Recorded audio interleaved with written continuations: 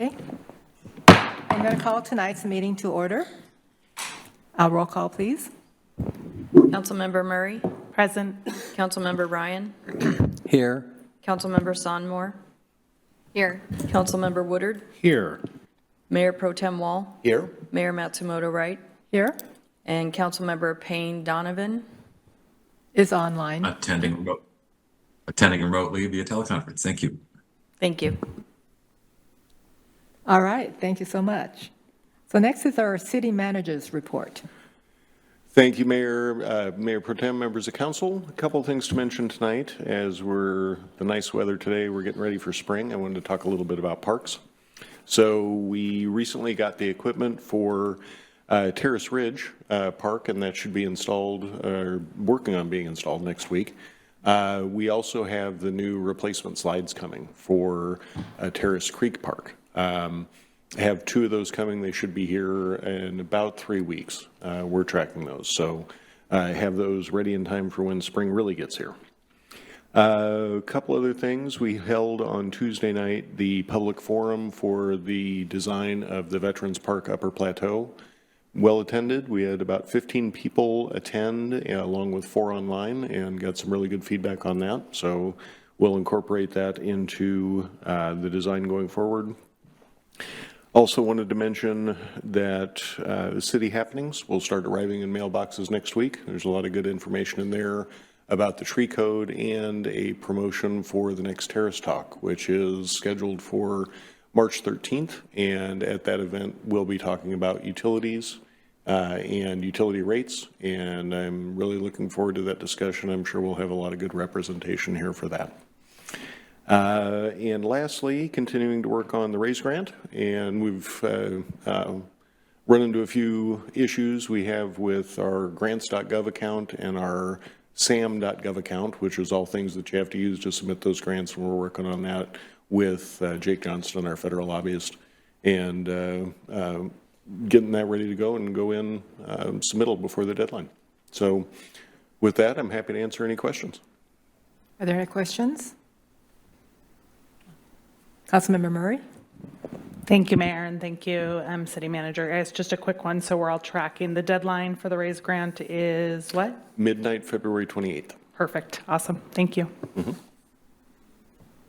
All right, anyone else? Thank you. Okay, so next is the presentation on the comprehensive plan update with our senior planner, Jonathan Morales.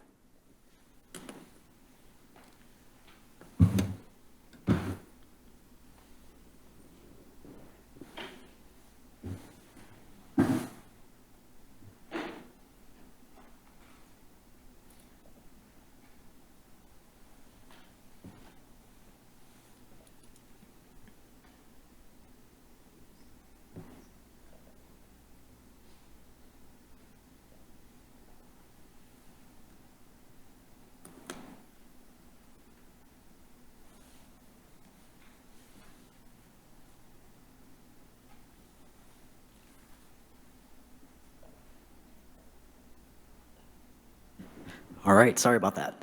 Good evening, everyone. Good evening, Mayor Matsumoto Wright, Mayor Pro Tem Wall, members of the council.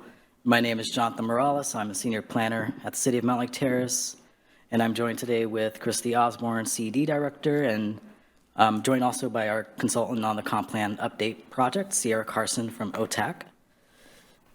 So the purpose of these briefings are to bring forward discussion points from our comprehensive plan advisory group, as well as some preliminary recommendations and discussion items that we've presented to Planning Commission. So today, this is a briefing going through what we've been doing so far. As you remember, we presented to you last in December, where we went over an overview of the SEPA scoping open house findings, as well as a look at our housing element update process and housing needs assessment and community profile, as well as a land capacity analysis. So today, we're presenting an overview of where we are in the project. We have a community engagement update. We'll go over some overview of work to date with our comprehensive plan advisory group and planning commission. And then we'll lead a discussion on the draft growth alternatives that are to be studied in the environmental impact statement. Finally, we'll discuss the policy review process, going through element goals and policies, and then next steps.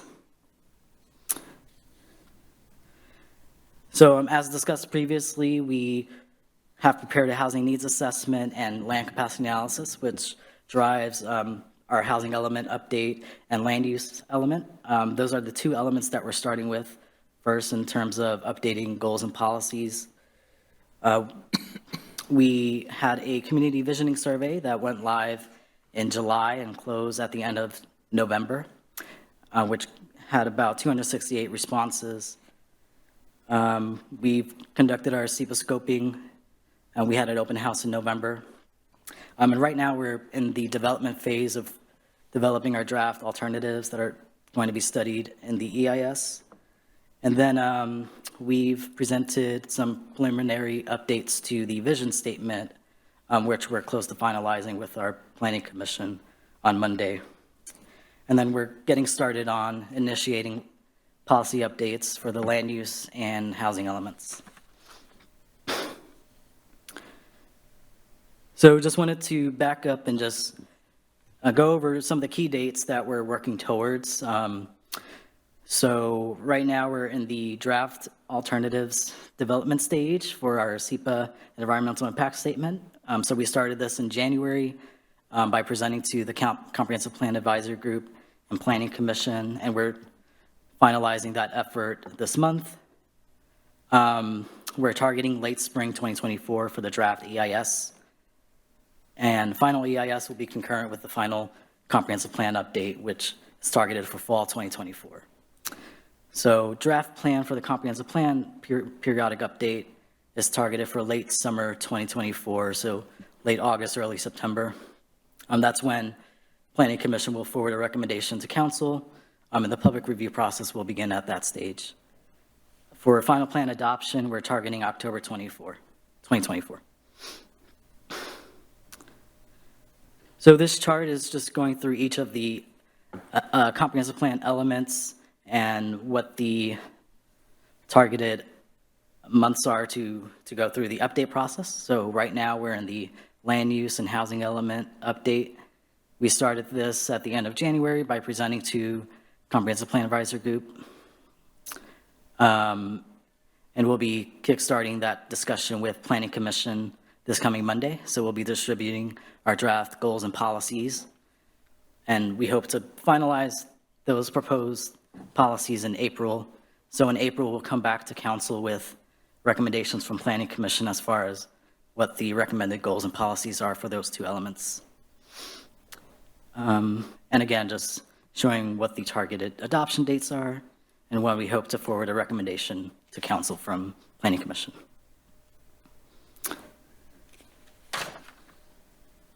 So on engagement, as you know, we formed an advisory group which meets monthly, every first Wednesday of the month. We are close to, our last meeting will be in June, so that effort will end in late June. During the summer, early fall 2023, we initiated a community visioning survey, which, as stated previously, 268 responses. You should have received a summary of the survey results in your packet. November, we had an open house for the EIS scoping comment period, so that was started in November 13th and ended December 13th. At the same time, we had an online open house component, which is still live, so we're still taking comments through that platform on the elements. Ongoing outreach and communications is happening, so we had newsletters, articles, social media posts, just communicating updates on the project.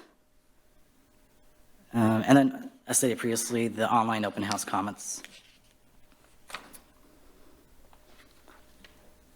So in terms of upcoming engagement, so we're excited to partner with the VITA agency. So that's the sub-consultant on the project. We're working with OTAC as the prime. So their role would be sort of revamping our engagement approach and ensuring that when we come to community, it's an intentional effort. We want to make sure we're reaching underrepresented groups in our community. So that's something we kickstarted at the end of January, and we hope to have a draft community engagement plan by end of next week. We're planning for a public workshop series. This says April, but actually we're planning for end of March to have an open house and a series of community workshops, which may go into April, but we're targeting late March for a open house to revisit the draft vision statement, which we'll bring to the community after Planning Commission recommends a preferred vision statement. We'll want to get feedback on goals and policies and development, so mainly the land use and housing element policies, and then key needs and sub-areas across the city. So we've done a sub-area planning exercise with the CPAG, and we'll be having a sub-area workshop with Planning Commission on Monday, February 26. On March 20th, we'll be presenting to the Diversity, Equity, and Inclusion Commission. We're actually going to be co-presenting with OTAC and the VITA agency. So the purpose of that presentation will be to strategize on engagement, specifically youth engagement, and then equitable policy development. So looking at the proposed land use and housing element policies and looking at it through an equity lens collaboratively. And then the draft EIS will be published in late spring, so we'll have a public comment period to gather input on the alternatives and impacts that are identified in the draft. So that'll be targeted May 2024.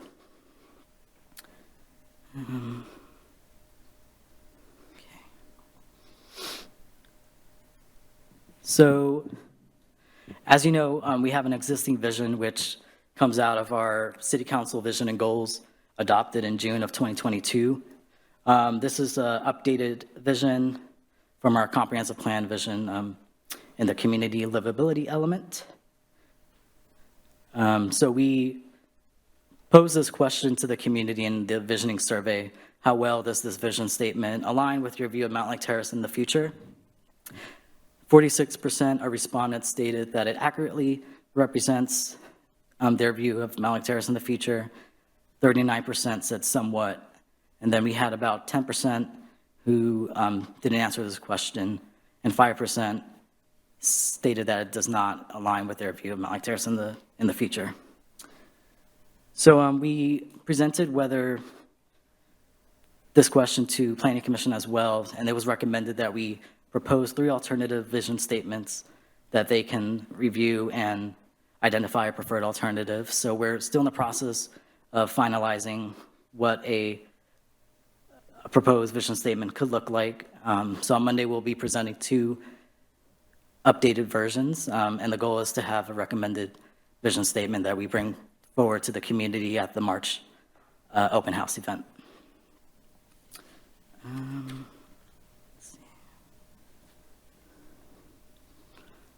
So just back to the survey, respondents who answered does not align with my view of Mountlake Terrace. Had comments related to housing. A lot of the responses were sort of conflicting. So some respondents wanted to see more mixed-use apartments and variety of housing for all, including affordable housing. And then other respondents wanted to maintain that single-family character in the community and see less housing, but more restaurants and retail stores in its place. Others who did not feel that the vision statement aligned with their view of Mountlake Terrace expressed dissatisfaction with the high cost of utility bills, lack of parking, and lack of walkability.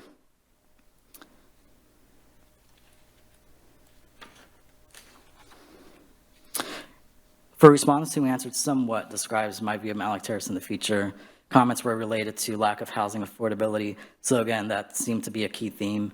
Lack of parking, crime in the area, felt there could be improved access to the availability and quantity of grocery stores, restaurants, and other local businesses. And those who said it accurately describes my view of Mountlake Terrace in the future commented relating to the city not yet having fulfilled the existing vision statement, but supporting the statement as a future goal. And again, the concern about housing affordability was a key response. So in doing this exercise with the Planning Commission, we wanted to take a step back and really, dig deeper into what is a vision statement and why is it important for a comprehensive plan. So a vision statement is something that is aspirational, first and foremost. So questions such as, what is the future of Mountlake Terrace that we would like to see as a community in the next 20 years? It's a statement that's aligned with city council goals, existing conditions and trends, regional planning, and based on community input. And finally, it's something that's achievable. So it's tying back to, comprehensive plan goals and policies are tying back to the vision statement and ensuring that it's something that is implementable and that we can realize what it's trying to achieve. It's not a motto or a city's branding statement. That's a separate effort.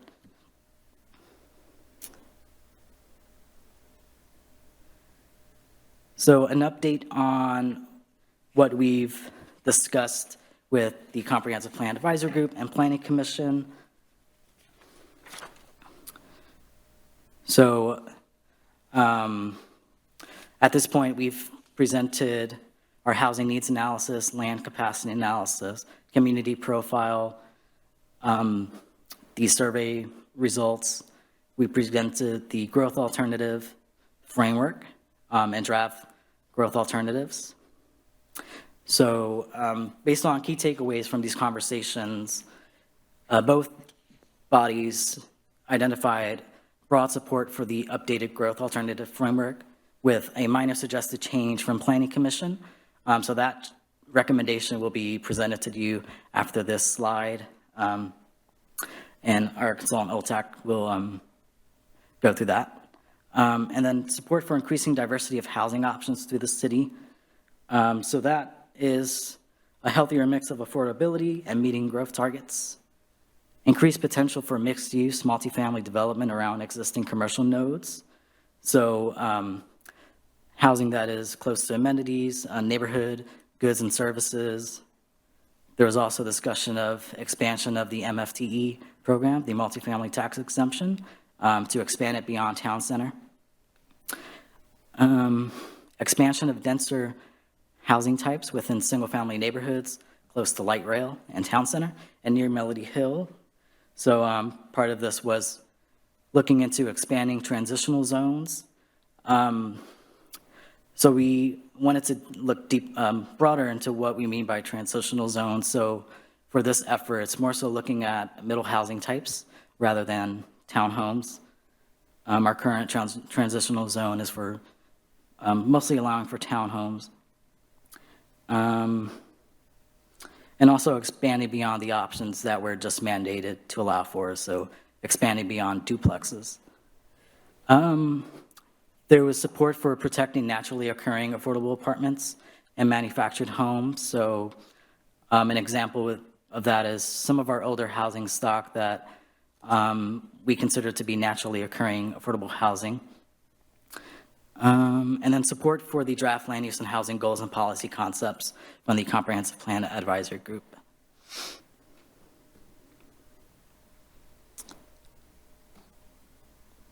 So just quickly, some of the work we're doing with the Planning Commission that's still in progress. So again, we're going through a vision statement, alternatives, exercise on Monday. So we're workshopping what the proposed amendments to existing vision statement could look like. And then coming up with a preferred vision statement that we'll bring back to the community. We've gone through vetting the draft growth alternatives with Planning Commission and the Comprehensive Plan Advisory Group. So the alternatives that you'll see, again, are adjusted to reflect the suggested changes for further study in the environmental impact statement. We'll be initiating the goals and policies development update with Planning Commission. So on Monday, we'll be distributing the land use and housing element. And then in March 11th, I believe, we'll have the discussion with Planning Commission on the proposed policies. And then going through a sub-areas exercise, focusing on the Melody Hill sub-area and Cascade View on Monday. And with that, first, I guess I should pause, see if there's any questions before we move on to the growth alternative concepts. Do we have any questions, comments? I guess not. Okay, so I can move the slides. Mayor, I had a quick question. Oh, I'm sorry, I didn't look up. Go ahead. Thank you, Mayor, Councilmember and thank you, Jonathan, for the very complete update here.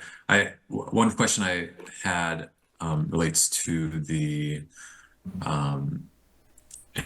information that you're expecting to get in. And there was a few slides into the presentation, so I apologize for blanking on the specific detail, but wanted to know, once you get the updated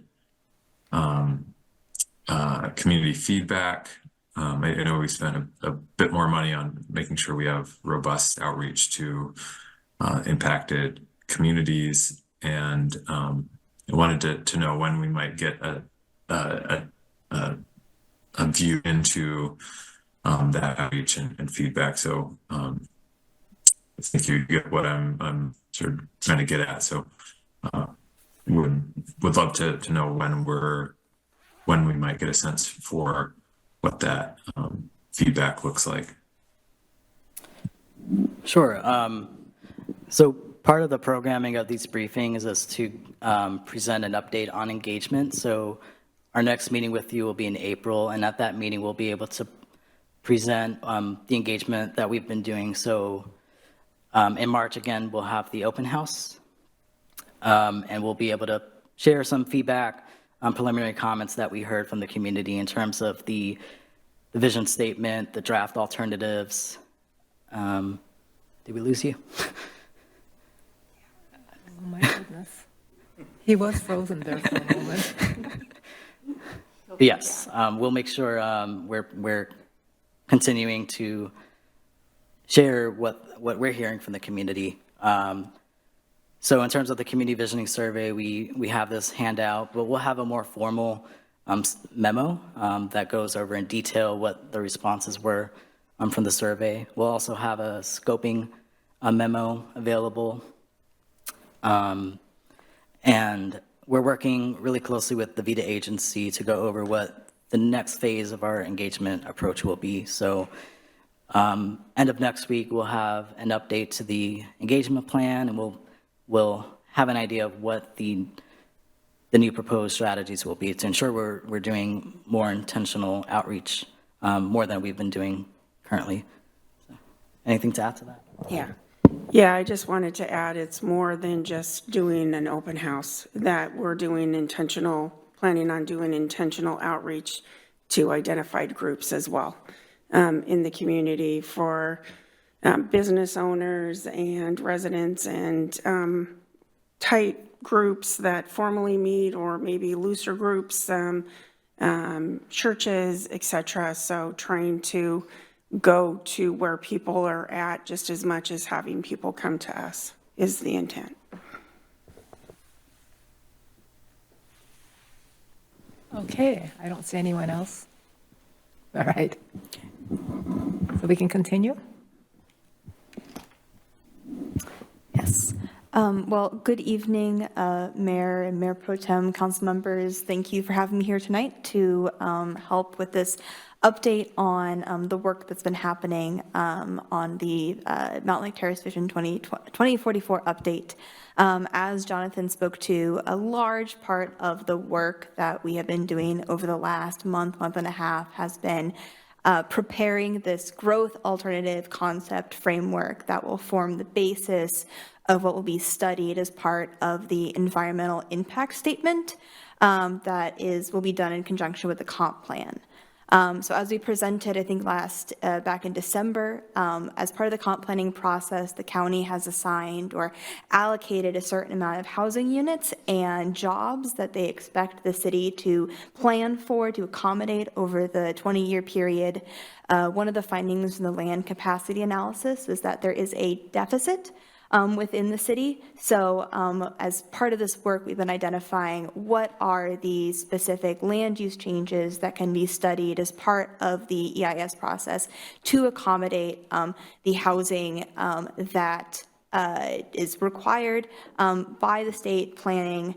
And also, as we've heard from the community, as we've heard from our advisory group and as well as Planning Commission, housing affordability continues to be at the forefront of, what we've heard. And so also exploring what it looks like to go maybe beyond what is being going beyond what is being minimum required by the state. So we want to move forward through some of these.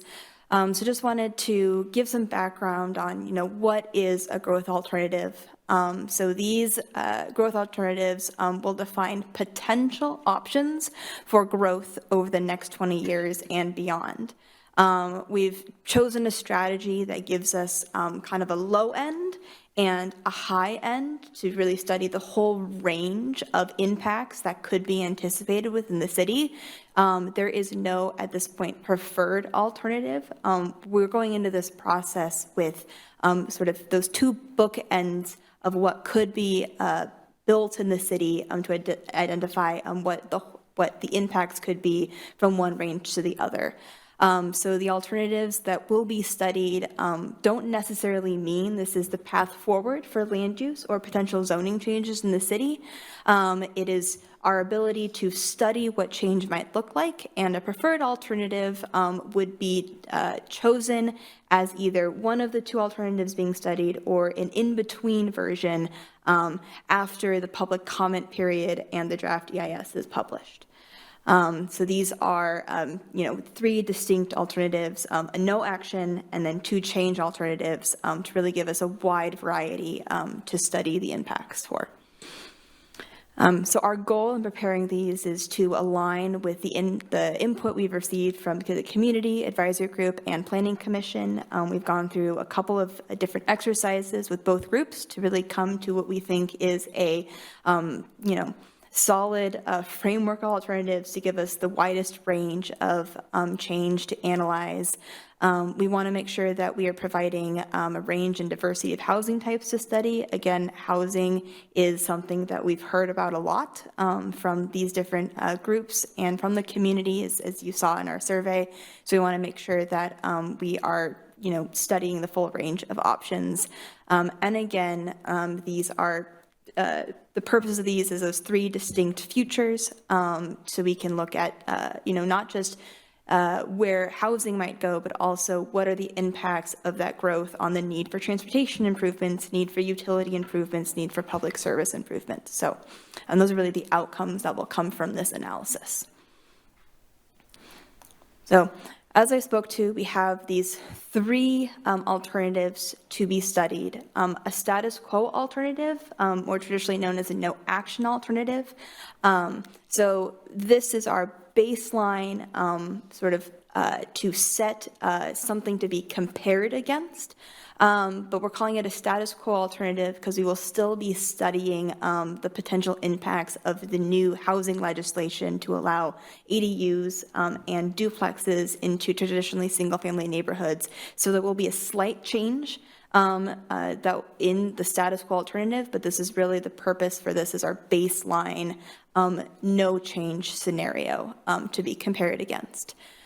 We have a second alternative, which is sort of our low end of the book of the range, which is looking at some targeted rezoning in areas of the city that have been suggested by the Advisory Group and Planning Commission to provide that housing capacity that meets the allocated growth target of an additional number of units to meet the target, and then additionally a longer range alternative looking at a wider range of land use and zoning changes that would exceed the 2044 target, but would allow us to study, maybe it's not going to happen in the next 20 years, but it would give us sort of the ability to look at what would the, the really long range needs be of the city to accommodate that kind of growth.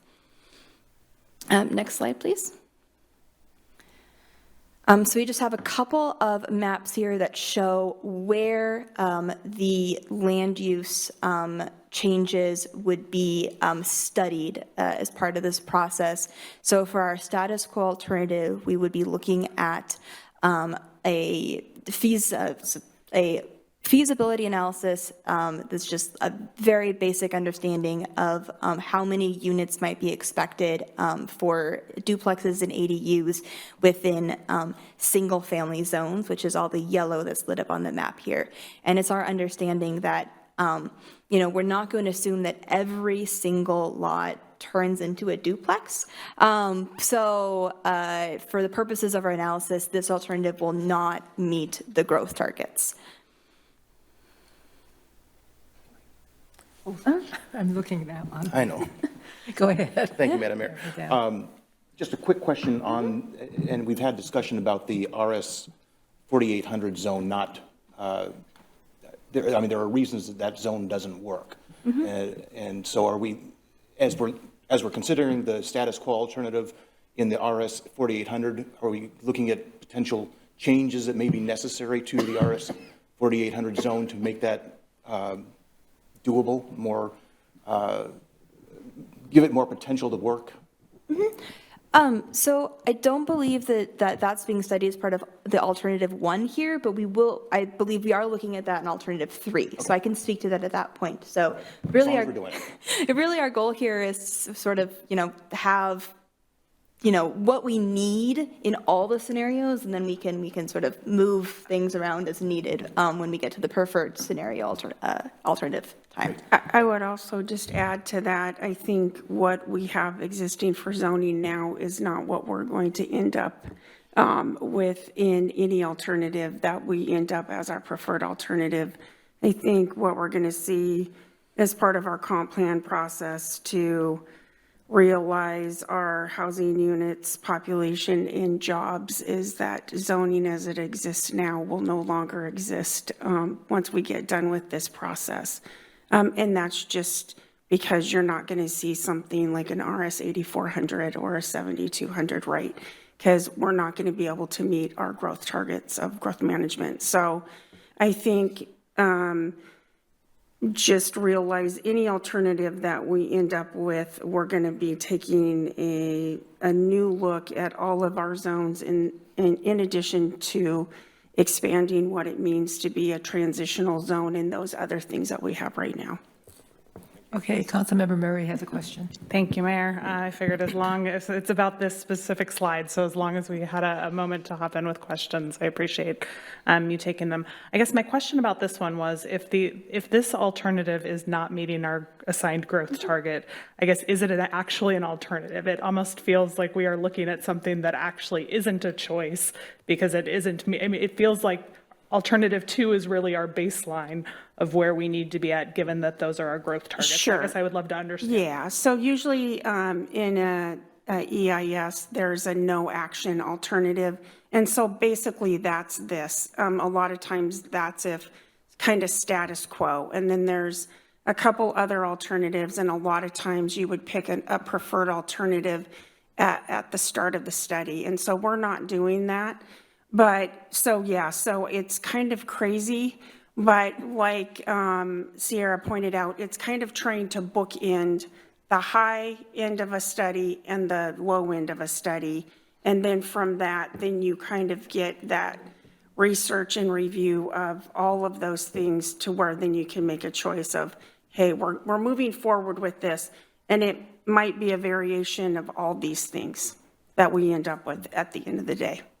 Thank you. No, I appreciate that. I guess I'm still trying to wrap, and I will admit I'm going through this for the first time, so I probably have lots of questions that perhaps those that have been through it before maybe don't have. But I guess I will say I'm still trying to wrap my head around the idea if these are growth targets that we are responsible for meeting, that feels like note the no action status quo, because that's not really, like, we have to accommodate for that growth. That is kind of our baseline, I correct? would say that would not be where you would probably want to head unless we want no grant funding in the future and to be out of compliance with the state. Got it. Absolutely. But it's always kind of a marker of, if we don't do anything, this is where we're going to be. It's just kind of a checkpoint. And then from these other alternatives, then you can build off of that. Hey, we're kind of status quo in here. That's fair. I think it's telling the story for those in our community who, like me, maybe aren't familiar with these processes, that while we are calling that our status quo alternative, like, that is actually not meeting the obligations that are put forward to us in order to be able to, your point, be able to apply for grant funding and get, access to various funding sources. Yep. So while it says status quo, if we chose that, there would be detrimental impact for us. Absolutely. Yep. So, okay, thank you. Councilmember Payne Donovan. Thank you, Madam Mayor, and ditto everything Councilmember Murray just said. And I appreciate you, Christy, Jonathan, Sierra, for sort of providing this option or alternative. But just even recently had a conversation where with a neighbor, with a resident of Mountlake Terrace about ADUs and how sort of difficult the existing code is if you live in a small footprint house, and I think this alternative one, while being illegal probably isn't the right term, but probably not non-conforming with state guidance, and just looking at our current ADU code and even thinking about adding a duplex requirement in here, I don't think gets us where we need to be, or nor does it sort of make it any easier, especially if we're considering our existing ADU allowances for folks to build ADUs if you live in a blocker, or sort of meet the longer term goals here. So I appreciate the conversation, and I'll stop there. Thank you. All right, thank you. I don't see anyone else, so. Councilmember Summer. So this is a vague question, but I'm going to ask it. So if we don't meet targets, which, we don't know if we're going to meet targets or not, depending on, what's going to happen in the future. But I do know that the state and federal government are going to have to help out more. Have we looked at what will happen if we meet our growth target, how much money that would bring in, and look at how we're going to sustain? Because we know in the future, Mountlake Terrace roads and the way we have it, and different items will be hurt, such as our lakes. We've already had them over polluted. We've had so many different things that happen, and we don't really, I know we have best available science, and that's always been something that I remember when it first came out, it was just kind of determined by who was reading it. And it doesn't seem, if we want to put all this growth in, there's going to have to be things that I'm sure have been thought about by other people and other things, and money's coming in. And I know we've looked at putting in new roads in certain places, but something tells me it just doesn't all pan out perfectly. I mean, if this is all done perfectly, what is it doing to the environment? What is it doing to a lot of other things? I mean, it seems like the pie in the sky that we have to do this. And I know things are going on in Olympia that aren't going so well. And we have people in office that think that this will solve a lot of things. But have we really, has the board really talked about other real life issues? I know it just seems so perfect to have a little plan, but it just seems like there's so much more that needs to be going on. And I know we talked about people getting involved, and what I've noticed lately is volunteerism is going down. And so the target of surveys, 255 people, when people say their votes don't count, I wish they could see this and the survey results, because their votes really do count. and 255 people, giving feedback on one item. And we've had this happen before when Allison was doing our survey years ago. It's just, when we were talking about talking to our neighbors, you should hear the questions they asked me. And I can't really articulate them real well, but have we looked at what we need to ask for? So I'll get down to the question from the state and federal government to help us do something like this, because now the state is stepping in and looking at rezoning some of our stuff. And I know you've got the House bills in here, but it seems if the state can step in and tell us how to build in our own city, they need to step in and put money behind where they're talking about. And so I guess that's my basic question is, what is the state and federal government going, and how are they going to support us with? And I'm sure that goes with a lot of other cities too. I'm not trying to be repugnant towards you guys. I'm just throwing out a comment, and I know other people are thinking that too. If this happens, what's going to really happen to our community, and who's going to pay for it?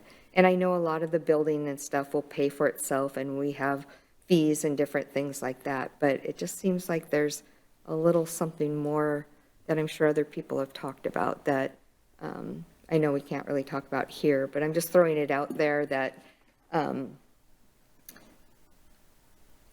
don't know, I'm sure you've heard lots of different things, and I guess I'm just trying to glean some information on how people really feel about having all of this kind of thrown upon them and thrust upon them. I know real estate agents really like it because they see more growth, but when I see houses for sale, it's kind of sad to me because we've lost so many residents that have lived here so long, and they're the ones who voted us into office, and they're the ones who supported us, and it just seems like we're just changing a lot. And I know we can't stop progress, but I'm just trying to state that it's sometimes hard to swallow all the growth that's coming in.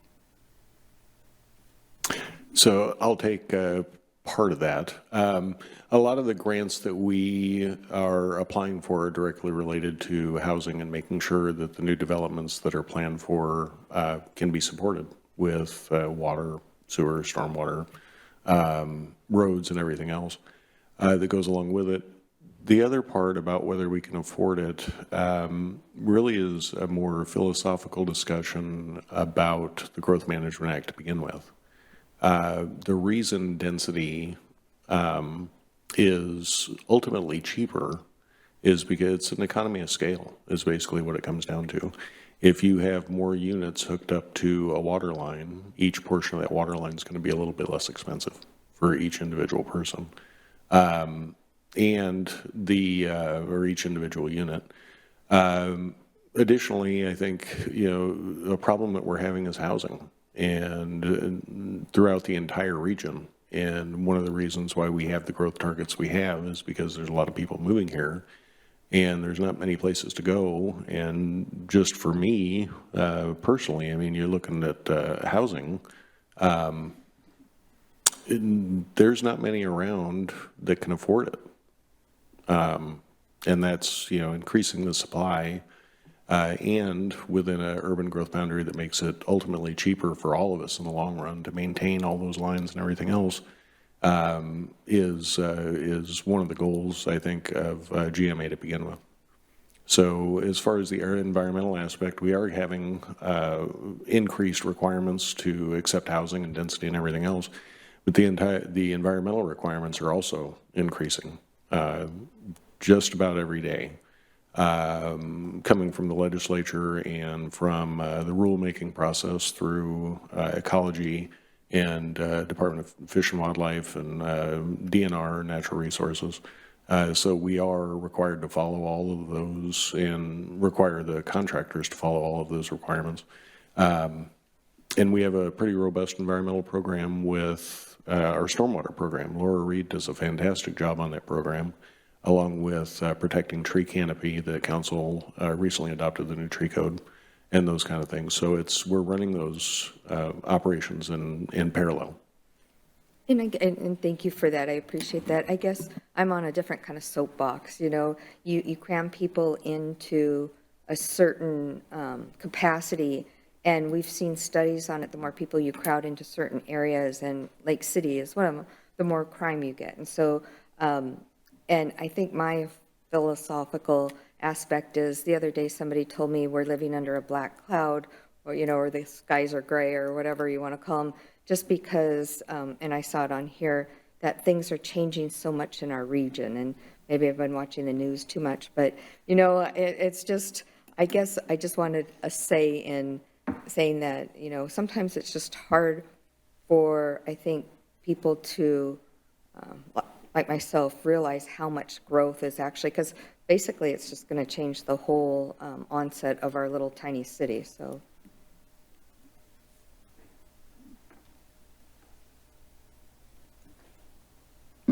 Councilmember Woodard? Thank you, Mayor. Almost forgot to use my mic. That's weird.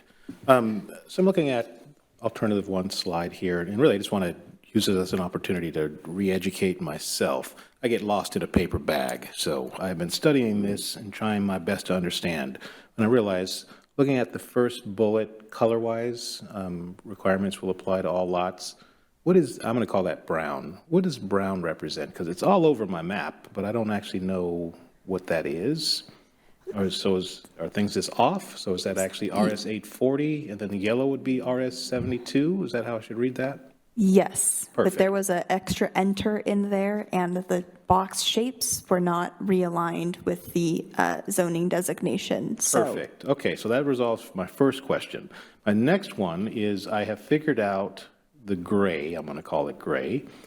So like the town center, clearly that's going to be gray because we have its own set of whatevers, right? Why are the other ones gray, though? I've been trying to do the math to figure out, well, okay, the top northeast corner, I think that's closer to Safeway, but that's not Safeway, because Safeway is all the way to the right. So what is that, and why is it gray? Is that our business park or something like that? I genuinely have tried to drive all 4 square miles, and I still get lost, and I'm like, what are these places? So now I see this, I would love just to know, walk me through what I'm looking at.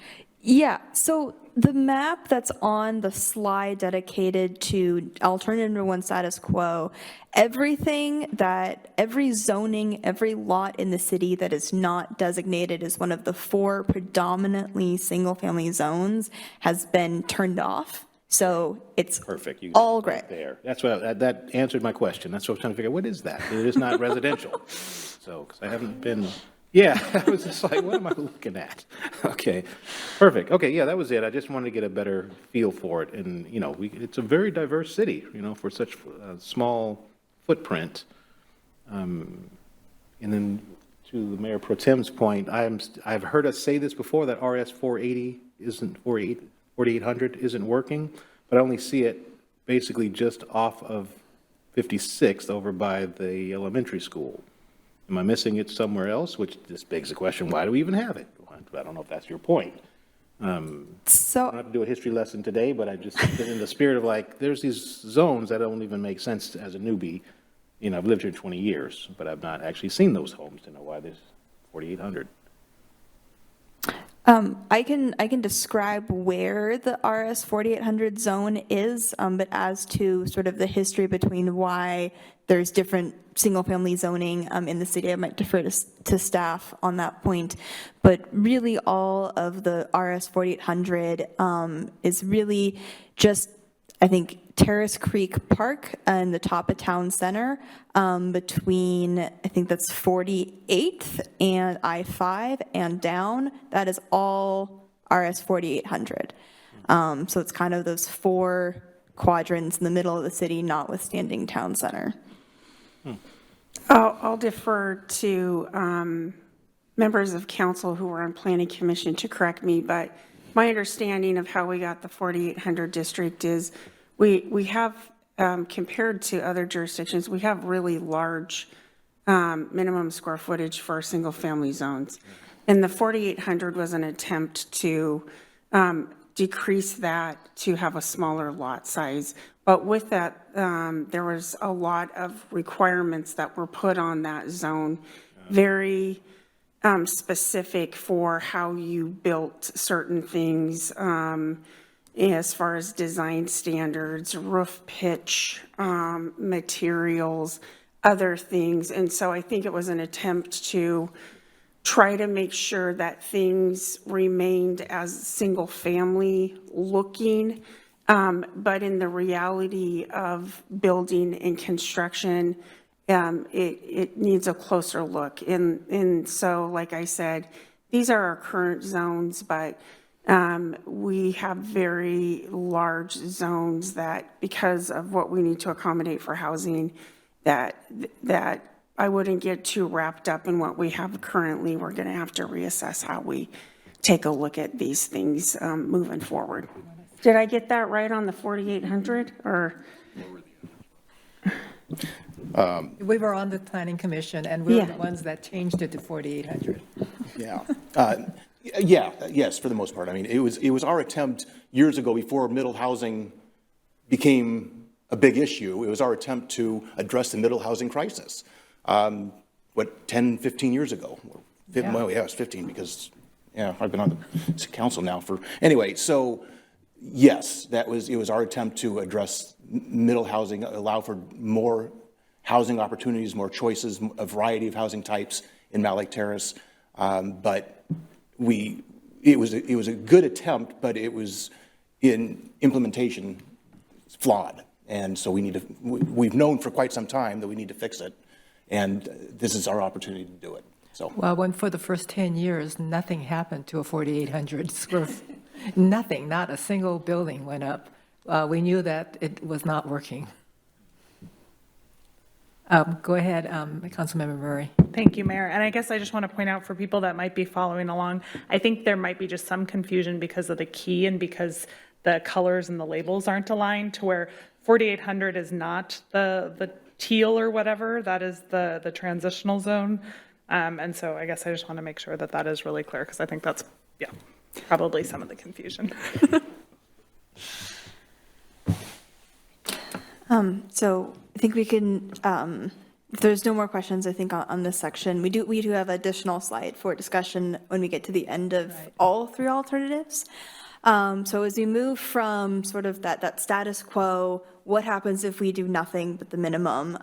As we move along in our storytelling, we get to alternative 2. And so this is looking at some targeted land use changes at key points around the city to reevaluate land uses to meet growth targets. And so this would include 2 different sort of types of land use changes. So we would be evaluating the areas that are within a quarter-mile radius of the light rail station, as well as some of the existing single-family zones or RS 4800 zones that are bordering that south border with Shoreline, the areas in and around the Cedar Terrace Shopping Center, and the areas both to the east and west of the 220th and I-5 interchange, as well as looking at rezoning or additional allowances for multifamily in the existing multifamily areas at the north of the city bordering Linwood. So we'd be looking at 4 to 6 story mixed use or residential in these areas. As you will notice, some of these are circular or blobs in shape. And so at this point, we have a concept. And as we move forward with the alternative analysis, we will be looking at parcel lines as well for where these land use changes would specifically be analyzed. So at this point, we're analyzing change. There's no specific land use changes being proposed, just for analysis. I just ask a question. So maybe this is where I can go a little bit more specific. So you said Cedar Plaza. So you've got Briar coming in, you have Shoreline coming in, you've got East Mountlake Terrace coming in.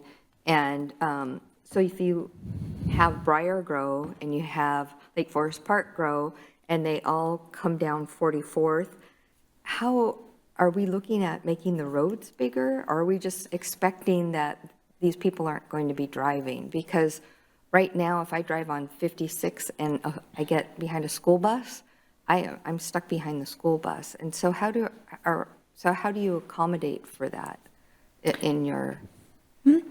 So those are the types of changes that will be analyzed and identified. Those kinds of issues are the ones that will be identified as part of the process. So what we're looking at here is change to be analyzed, and the EIS will show these are the kinds of impacts to transportation and traffic that could be expected, and then there can be, actions identified to mitigate those impacts, say to traffic. And there also is a move towards, not just looking at vehicle traffic, but also other types of transportation and how, bike and ped connections can help alleviate traffic. So all of that is kind of part of what will be analyzed. I don't know, Christy, Jonathan, if you have any additional comments. And I'll just add, so on the maps, we do have the existing and proposed bus lines from community transit and metro shown on this map. So it's sort of identifying what the existing network is or could be. So we wanted to ensure that what we're proposing is sort of speaking to that network. Yeah. So I'll just add to that. So along those kind of middle 3 to 4 stories on that map, you can see those are along multimodal transportation lines. And transportation, capital facilities, utilities, all of those are studied as part of that EIS. So what impacts will this growth have is really what choosing these alternatives are all about. So you have to look at everything. And so you look at all those alternatives, and all that building has to pay for all those alternatives, right? With adding roads for the bikes and, I think you said peds. Impact statements. So I'm just wondering, It's looking at the impacts of that, and then the choice has to be made as what we adopt by council, how we do that. So some of that, yes, is recouped by development, what they're required to do for development regulations and standards, and what improvements do they are we going to require as part of their development to occur. So all of those things need to be looked at once we change land use and zoning. so once it's changed, the available little grocery store that we used to have on 44th, if a builder comes in there, and we just had a big debacle with that one a while ago, but so a builder comes in there in the next year, we'll have already assessed what all of our impact growth will occur in the next 20 years, and he'll have to pay for some of those things that we've identified, like on that corner. I'm just wondering, how does growth really, if we're, build one thing at a time here and there, how does it all build up to do all those different things you've identified? Because there's one road going in from Briar. Sure. Do we, are we going to open up the other road, or are we going to take some of his sidewalk so there's a bigger turn lane, or? So how that works is we can only make a person pay for what's called their proportional share, or what is the nexus of their impact, and they pay for their share, but they don't have to pay for somebody else's share right down the road. So it's very important as far as how we assess these things. So sometimes it is piecemeal, right? We get a little bit, we get somebody improve the front of their sidewalk in that frontage of that road, and that's done, and maybe next door it's not done, but at some point the thought is all of that gets done, but that person pays for their impact for water, sewer, streets, etc. So that will accommodate all that future growth. Right, exactly. Councilmember Murray. Thank you, Mayor. Just a quick question. You talked about kind of making those parcel line decisions about where zoning happens. I remember having a very interesting conversation with Edith about that prior to me being on city council and when we made some of these changes last time. I guess I would just be curious, anything you can share with us about how you make those decisions, particularly when you are looking at like a mid-block transition in zoning versus like a street line transition in zoning, and if there's any, I guess, approach to that you can share with us at this point. And it's fine if not either, but I guess I'm just curious because I think that is one of the areas that we will get feedback from folks, and I'd love to be able to understand it better. Yeah, I mean, I don't think we've got to that point, and I think that's something that we'll get to that point with Planning Commission and City Council, and we'll come to you. That's kind of a philosophy. So right now, for instance, on our transitional zone, we split blocks. I'm not a proponent of that, but that's me personally. I would rather have the whole block and the street separates that but that's some of the things that we'll be working with you folks on in the Planning Commission, is to say, how do we want to do that? And where does this make sense? So I think what we're going to find is we're going to end up with a preferred alternative that's somewhere in the middle of one of these. And that's that kind of give and take and with public comment to kind of get us there. Thank you. Yep. And just to the transportation impact concern, and we are concurrently working on the transportation master plan. So part of this analysis is going to feed into, is going to allow for that work to begin. So, yeah. Right. And then I think the last piece on this alternative 2 is there is currently that transition zone that does run down 56 and sort of around the existing town center, the existing town center. And so all of the sort of blue, green that you're seeing here on the map that is running along the different identified transportation routes and major arterials of the city, that is a reimagining of that transition zone to allow more than just townhomes, but look at 3 to 4 story middle housing along transit routes. So that is, I think that's the 2. And then also around sort of that half-mile radius of the light rail station. And then as we move on to alternative 3, so this is as I spoke to when we went over the overview, is a much longer range alternative. This is looking at, as we've talked to Planning Commission and CPAG, if we were to analyze looking at additional growth in every part of the city where we could imagine looking at additional growth, sort of what would the impacts of that additional development be? So this is looking at in those same core places as an alternative 2, such as north along in I'm blanking on the name, along 212th, as well as around Melody Hill and the freeway interchange, the Cedar Terrace Shopping Center, around that quarter-mile radius of town center, and along the south border with Shoreline, looking at 6 to 8 TOD development, similar to what is currently allowed in town center. So this is to allow additional development in key places throughout the city.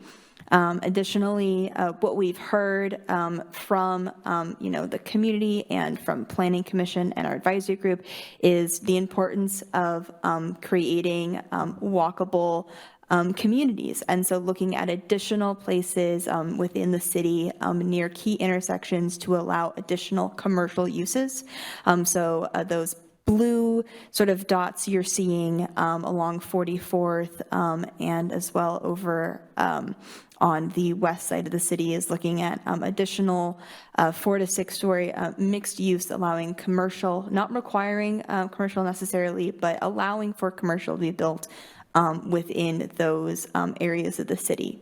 And then along transit routes and in and around the sort of that half-mile radius of the light rail station, allowing for, 4 to 5 story multifamily or, 3 to 4 story middle housing, neighborhood scale multifamily along those major arterials and in and around the light rail station.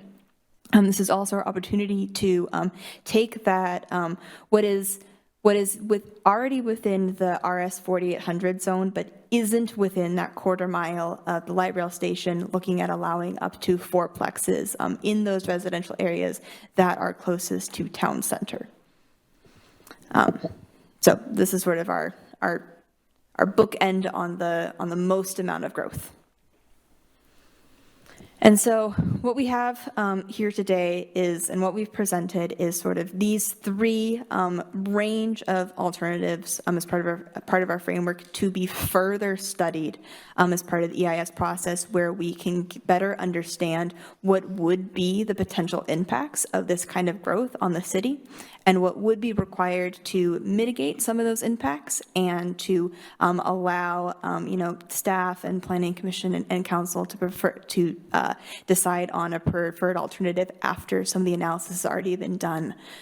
So we did want to sort of get input that we're on the right track from this council today, but also have a recommendation to move forward. Yeah, and before we get into discussion, just wanted to recognize the work we've already done with the Comprehensive Plan Advisory Group and the Planning Commission. So at this point, we've vetted these alternatives to the CPAG over the course of 3 meetings. So in December, we discussed where growth should go. So that was an exercise that we did with the advisory group. January, we presented draft growth alternatives based on that preliminary feedback from the CPAG. And then in February, after we presented those alternatives to Planning Commission, we came back to CPAG with updated growth alternatives. With CPAG, we've gone through 2 meetings discussing the growth alternatives. So at this stage, what you see before you is Planning Commission's recommendations to move forward with these alternatives. That way we can ensure that we're meeting our targets and getting into the analysis that we need to be doing for the environmental impact statement. So. Councilmember Murray? Thank you, Mayor. All right, I'm going to go back to where I started my questions, just because I think I think this is really complex stuff, right? And I will say that as somebody, again, who is navigating it for the first time as a council member and who wants to be able to convey it to our community in a way that they are going to be able to understand. And I will say, when I took a look at this the first time, I don't, like, if I'm reading this, if I'm a community member and I'm like, we have 3 growth alternatives, and I'm like, okay, we have this status quo alternative, we have this, meeting our growth targets alternative, and we have a longer growth range alternative. It feels like we have 3 choices before us, one that's kind of a, low-end choice, one that maybe is a middle choice, and one that is a more aggressive choice, right? I don't think that is what I heard from you tonight when we are looking at these 3 alternatives, right? Like, it feels like there is, and I know alternatives is the word that communities use when they are doing these things, so like recognize there's terminology that probably is standard, but number 1 doesn't feel like an alternative, right? Number 1 is our status quo, right? Our status quo that puts us out of compliance with our allocated growth targets. I don't think that's clear. If you look at this and you're a community member who is not tracking on this closely, I don't know that I understand that, right? I think I go, okay, like, we've got one option we're looking at, that's maintaining the status quo. Status quo is not bad. We all love living here. That's why we live here, right? So I think whether, from my perspective, I don't know if just there's an opportunity to change how we present that, but I think there is, if we're studying 3 things, great. One of them is status quo and not making any change, which I think we need to make clear puts us out of compliance with our growth targets.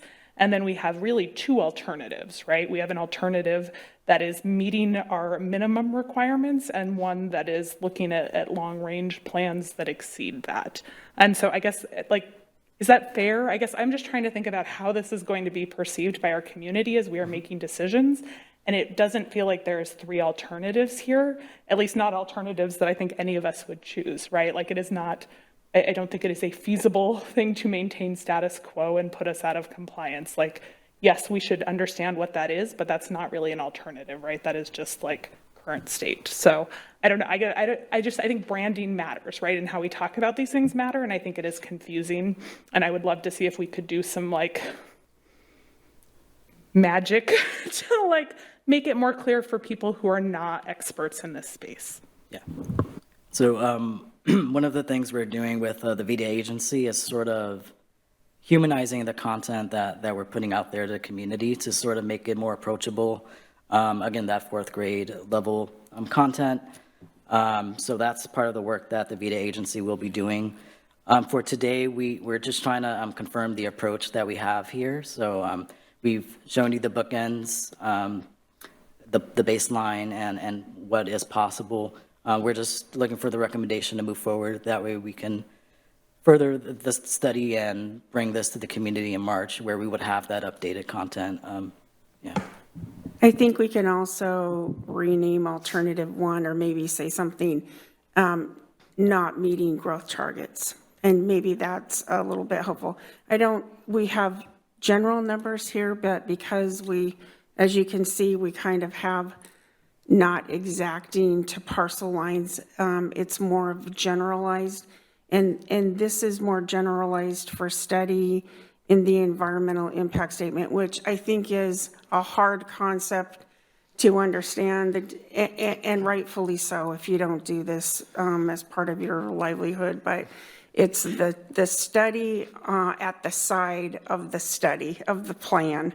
And so it doesn't really make sense. You know what I'm saying, for average people of like, what the heck is that? I've heard what an environmental impact statement is, but what the heck is that? So maybe that might be more helpful, is to clarify that as part of our headings a little bit more for the alternatives. And I know it's weird because it's like we have 1, 2, or 3, but really we're just trying to bookend what we're studying. Mm-hmm. No, I appreciate it. Okay. I am okay with these 3 areas of study, and I would love to see like it be 3 paths to study, status quo, and then target 1 or alternative 1 and alternative 2. But again, I think how we put this out matters to how people understand it, right? Absolutely. And I think the idea that these are 3 alternatives to me makes it seem like something that is not consistent with what I am hearing in actuality that the status quo is. So if we say alternative 2, meeting growth targets, maybe alternative 1 is not meeting growth targets as a header or something like that, or it's clarified, hey, this is the minimum or no action, and this is how far, if we allow under the duplexes and ADUs, that's going to get us this many potential units to study, right? Am I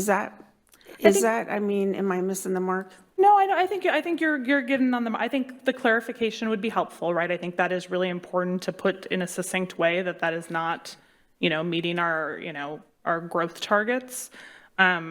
And I think that is our assigned growth targets. Those are not like decided growth targets. But I guess it's the alternatives. It's the idea that these are 3 alternatives. Because again, I feel like oftentimes when we look at 3 options, it is, you have 3 options, you go, all right, here's one, here's another, and maybe here's, I think, to the conversation about where we might end up between number 2 and number 3, which is some combination of the 2, right? But I think when they hear these 3, they're going to say, well, number 2 is in the middle of 1 and 3, so that's where we should end up. And I think that is human nature. And so like number 1 doesn't feel like an alternative. The language alternative, it's not an alternative, right? It is our status quo. So I don't know if there's a way to remove that, or if that is part of just like these are 3 study areas of study. 1 is the status quo, and then there's 2 alternatives that have been identified, is how I am hearing what these actually are versus how they're labeled. But I don't know, if I'm alone in that, like, this feels confusing to me, but I will name if like I am alone in that, then perhaps it is just me and I will accept that as well. But I think there's opportunity to maybe get some feedback to try to get this to a place where there's a little bit more clarity for folks who have not been really in depth with this process, like I know our planning commission, and our advisory committee have been. So, thank you. Mayor Pro Tem Wall. Thank you, Madam Mayor. First of all, yes, you are absolutely on the right track. These are exactly what we need to be studying. To Councilmember Murray's point, I think it's important to realize we're early in the process. And this is really more internal for us. It's a part of the legal process too. I mean, I think as Christy's trying to point out is an EIS and it addresses Councilmember Sondorf's point. And the whole point of doing an environmental impact study is to identify how these plans will impact our surroundings.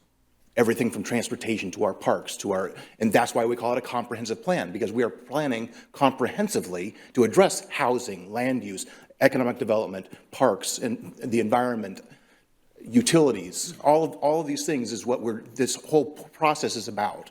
And we aren't taking to the public 3 alternatives. We're studying as a legal part of the process what the impact would be of doing nothing, which is environmental impact statements. That's one of the alternatives, I believe, required in an impact statement, right? So do nothing needs to be studied. And then to your point, and you're absolutely correct, what really all our actual alternatives are 2 and 3.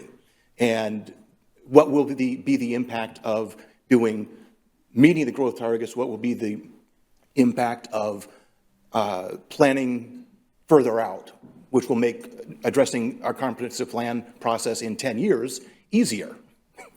Because we're going to have to do this all over again in 10 years, and we're going to have to plan for even more growth. So it's a really good idea to identify how and where and what the impact is going to be of that additional growth. So these are, I think, exactly what we need to be doing legally, both legally and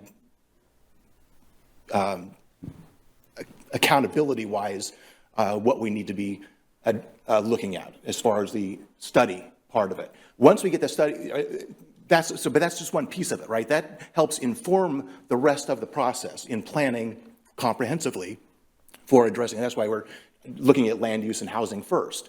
And then we do the draft EIS, we take that information, and that helps us inform the transportation policy or element, and the parks element, and all the other, and the utilities, all the other aspects of the comprehensive plan that we need to address based on the type of growth that alternatives and what the impacts are, and then that's through the process. So then all of that information, and as they're developing the elements of each of the sections, the transportation, housing, land use is an element in the overall plan, right?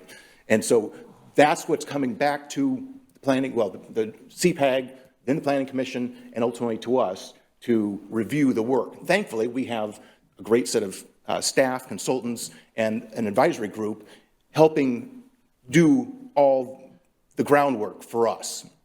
And so they're going to come back with some great, and based on what we're looking at, I believe is going to be some great information, some great plans for us to take a look at and fine tune in the end. Does that help? And I've been through 2, and so has Brian, and I think possibly, well, I know that Councilmember Sonmore has 2 other comprehensive plans. Because I was on the Planning Commission when the first one happened, and I had no clue what that was. I was brand new. And then 10 years later, I was on the council. And then we updated the comprehensive plan 10 years later, and now it's another 10 years, and we're doing it again. And so we've heard this, and we've seen this presentation so many times that, yeah, for us, no action or no, the first one.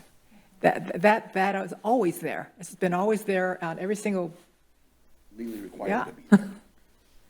So we don't even, I don't even bat an eye at it. It's just, it's always there. And And I'm not arguing. For what it's worth, I think these three, I'm not arguing we shouldn't study the status quo. I just am talking about how we brand and market it. If somebody is looking at just this slide, which I promise folks are going to tune in before we get to an end product where there's like a nicely wrapped recommendation, I guess I just want to make sure that we're trying to add as much clarity as possible for people who only see a very small tidbit and don't listen to the whole presentation and don't understand this whole process from start to finish. Since That's it's a all. baseline, you want to add the word baseline? Okay.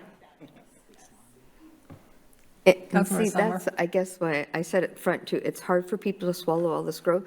If I wasn't on council, I wouldn't be looking at this, you know, and when I say best available science, people are like, whatever, you know, and not until it affects me, or I look on Facebook and people, why are they building there? You know, I think you're spot on with all the comments that were saying, it's back to basics, and they're not going to understand you know, and so I think we have to go around our process the best we can, and then, you know, it's just, I don't know, that, like you said, we've done it this whole bunch of times, and people are always surprised. Why did you build that there? Why is that going there? What do you mean ADUs? Why 4 ADUs?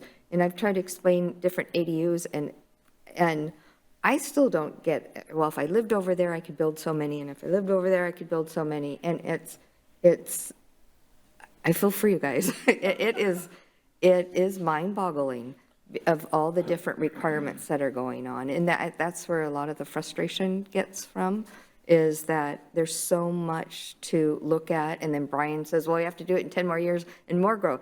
Yeah, so everything kind of builds up, and so you guys get to hear kind of the frustration piece of how hard it is to comprehend what you guys do, you know, and so please take it with a grain of salt when we're giving back these comments, but there's a lot to it, and I, like you said, commend you for doing it. It's just, there's a lot, so.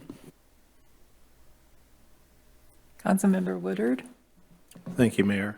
My comments made sense earlier, and so I'll just try to say, forget whatever you just heard and go back to what Brian was just saying to know that's where I'm coming at it. Thank you for pointing out legally status quo alternative needs to be there, but I really feel like what's going on here is, and we do this a lot, we're just trying to act like we don't have power. Because I want to be clear, we can absolutely do nothing. That is absolutely in our right. You probably won't be on council very long. You probably won't be very good for the city, but that does not lose the sight that we can do absolutely nothing. And we've seen that happen across the nation, right? And not even across the nation, you've seen it in this region. So I just kind of want to point out, we do have power here. We could absolutely do nothing, which begs the question, power over what? Power over whom? So then I wonder if maybe it's just more simple to go with that power word. So the first one is non-compliant alternative. The second alternative is compliant alternative. And the third one is overly compliant alternative. Call it what it is, because if someone says, what do you mean compliant? That means I have to comply, which means somebody's compelling you. And I mean, it adds a lot of that question, which then shows you that it isn't just us coming up with this. This is how this is working, and there is a process in there. But in the spirit of the average person who is going to absolutely be impacted by this and probably frightened by overly compliant, pictorial, because it's like, what does that mean to my house? I change colors. I don't even know what these colors mean. That's pretty freaky. At least if you put it in these kind of concepts to Councilmember Murray's point that they can understand, you at least know that, well, if you're angry with number 2, know that that's the only one that's compliant. Like, you can be angry all you want, but how you'd want to deal with being out of compliance. So again, just putting the power words in there that people will recognize, even if they have to go to the dictionary. But baseline, they're not going to get, especially with baseball season coming on. I'm like, this is not going to work. I'm teasing now. But nonetheless, the point of that is use the words people understand. We get it, and I really liked your explanation. I didn't realize that you legally have to put in, here's what happens if you don't do anything, but it does make sense from a legal standpoint, that you don't have to do anything. Here's what would happen.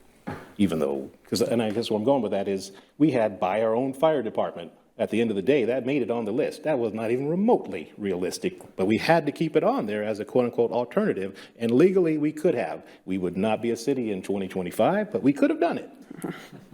Right? So again, I'm just looking at it from the standpoint, I think that we should remind people who are watching, you give us a lot of power when you vote us into these little seats here. So when you see me get up and move it, yeah, it was uncomfortable, but that sitting here conceptually is huge. And it's in moments like this that it really comes through, and we can try to, again, act like it isn't power, but that's what we're talking about, the power to make this change. So that'd be my recommendation. I will say we do have a pretty decent litmus test with the CPAG group, the community group, because they're having to hear these same terms and process that, and they're definitely taking that back home and bringing it back and forth. So in that regard, it's not like this is the end of the world language, but I can see how changing it a little bit is helpful. But I do want to be as loud as clear that we do have 3 alternatives before us. That one of them is ridiculous doesn't mean it's not an alternative. You are correct. There has been jurisdictions that purposely, I might have worked at one, got sued by the state of Washington. So yes, you can choose not to meet growth targets.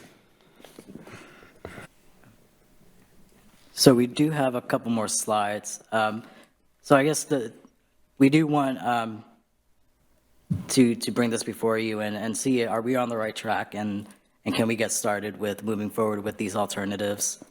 So it sounds like it's a yes. Okay. You want to present the next slide?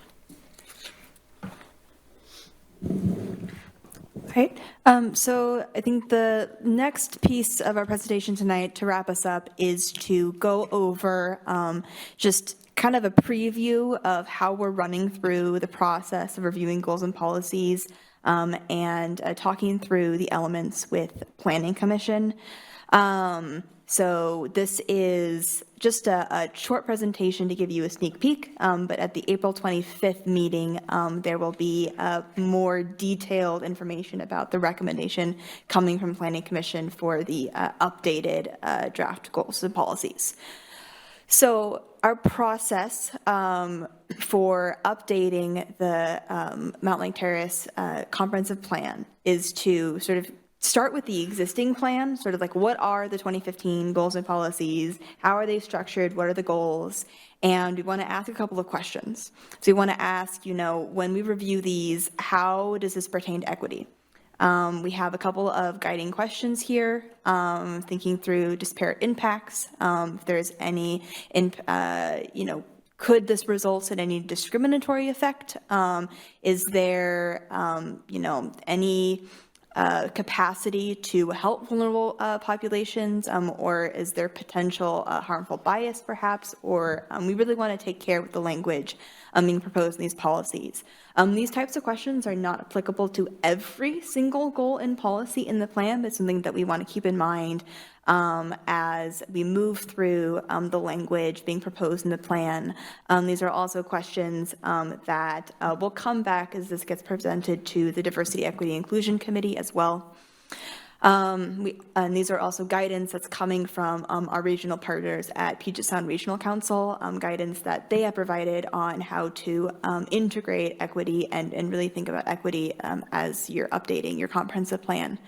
We're also really want to keep in mind some of the following questions: clear and simple word choice, making sure that as we update policies, there is a clear intent, making sure that we have relevant goals and policies, that anything that might have already been done is removed, and we're adding new policies to relate to new concepts.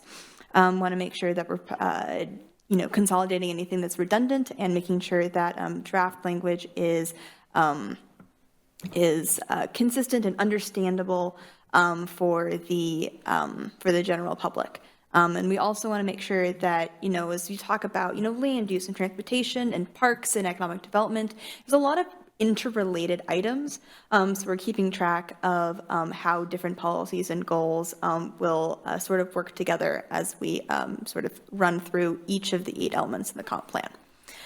And then we'll also be looking at, is the existing policy currently aligning with the Washington State Growth Management Act requirements?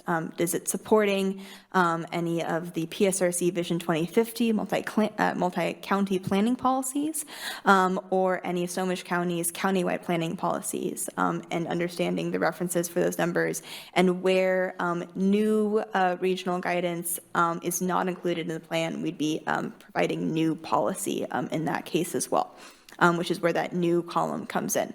So we're providing a matrix with this type of information in it to Planning Commission, where we'll be providing track changes, and we'll be having discussions with the group as well on their questions and comments. So we have this sort of three-step process as we run through the 8 elements in the comp plan. Sort of as we went through sort of the first couple of slides in this presentation, you saw we sort of have a staggered approach for each topic. So we'll be right now focusing on land use and housing, moving on to the recreation, parks, and open space element and environment, and then on to transportation and economic vitality. But for each individual topic, the Planning Commission will have 3 opportunities for comment. So we'll be introducing the topic at a first meeting, distributing the goals and policies for the review at a second meeting, and then that third meeting will be the discussion where we can talk through their comments, suggested changes, and recommendations for each element.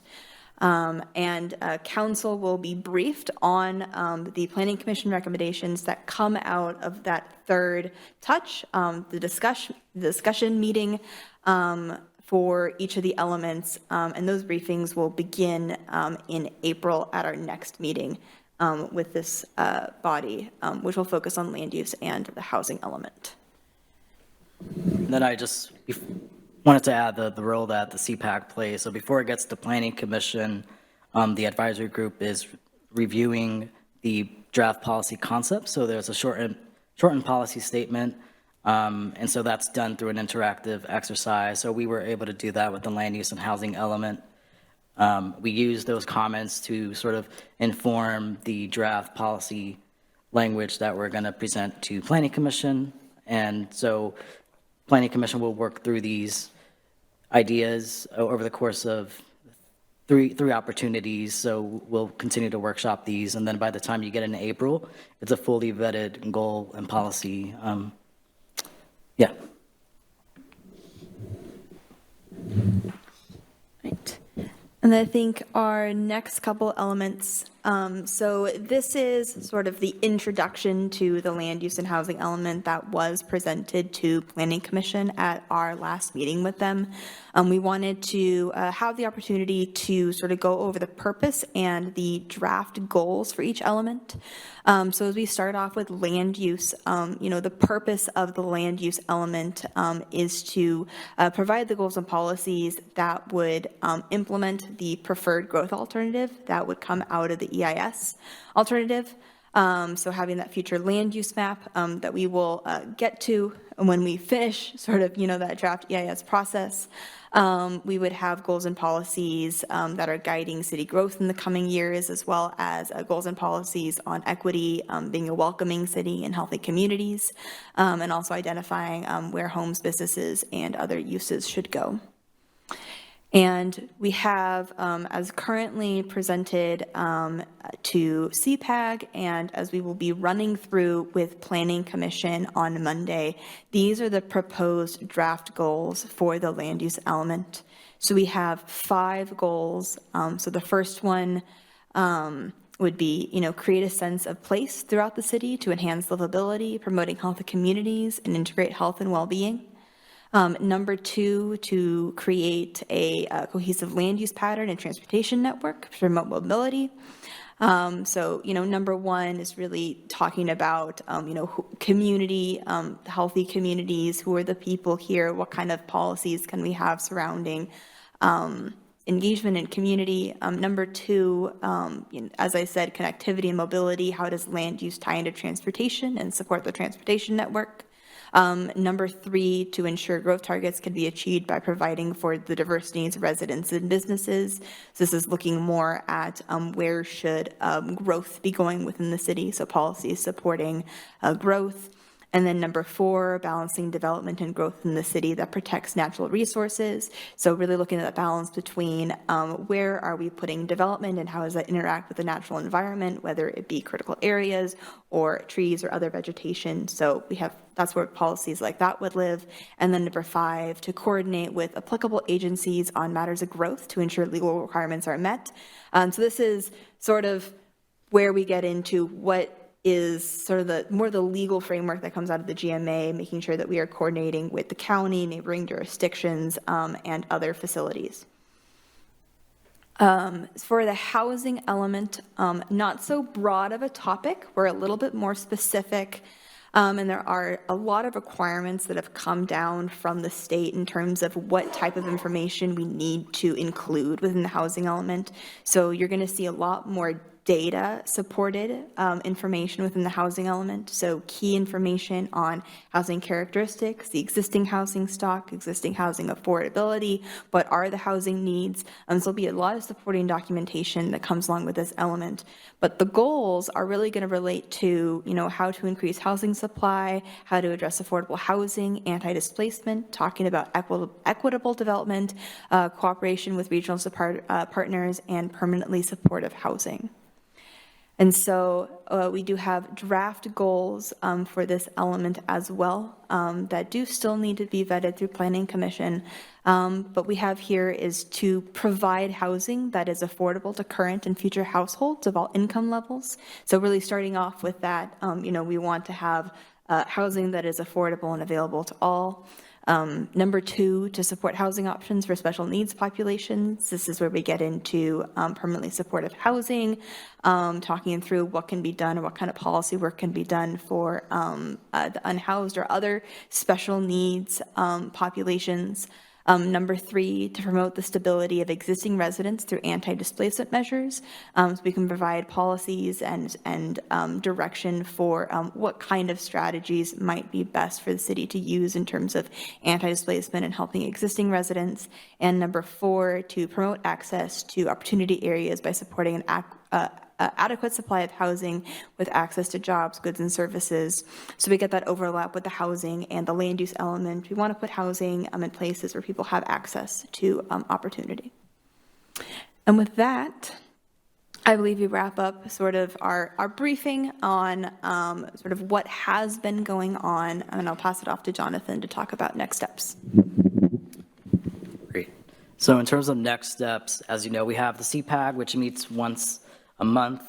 So these will be meeting through the end of June. Planning Commission, at first we were going, the thinking was to go at one meeting a month, but there's just so much to discuss and vet as part of this process. So we're meeting at both Planning Commission meetings, at least through August, September, when we get through the draft comp plan. DIC will be meeting as needed. So on March 20th, we'll be meeting with them. City Council briefings every 2 months until September.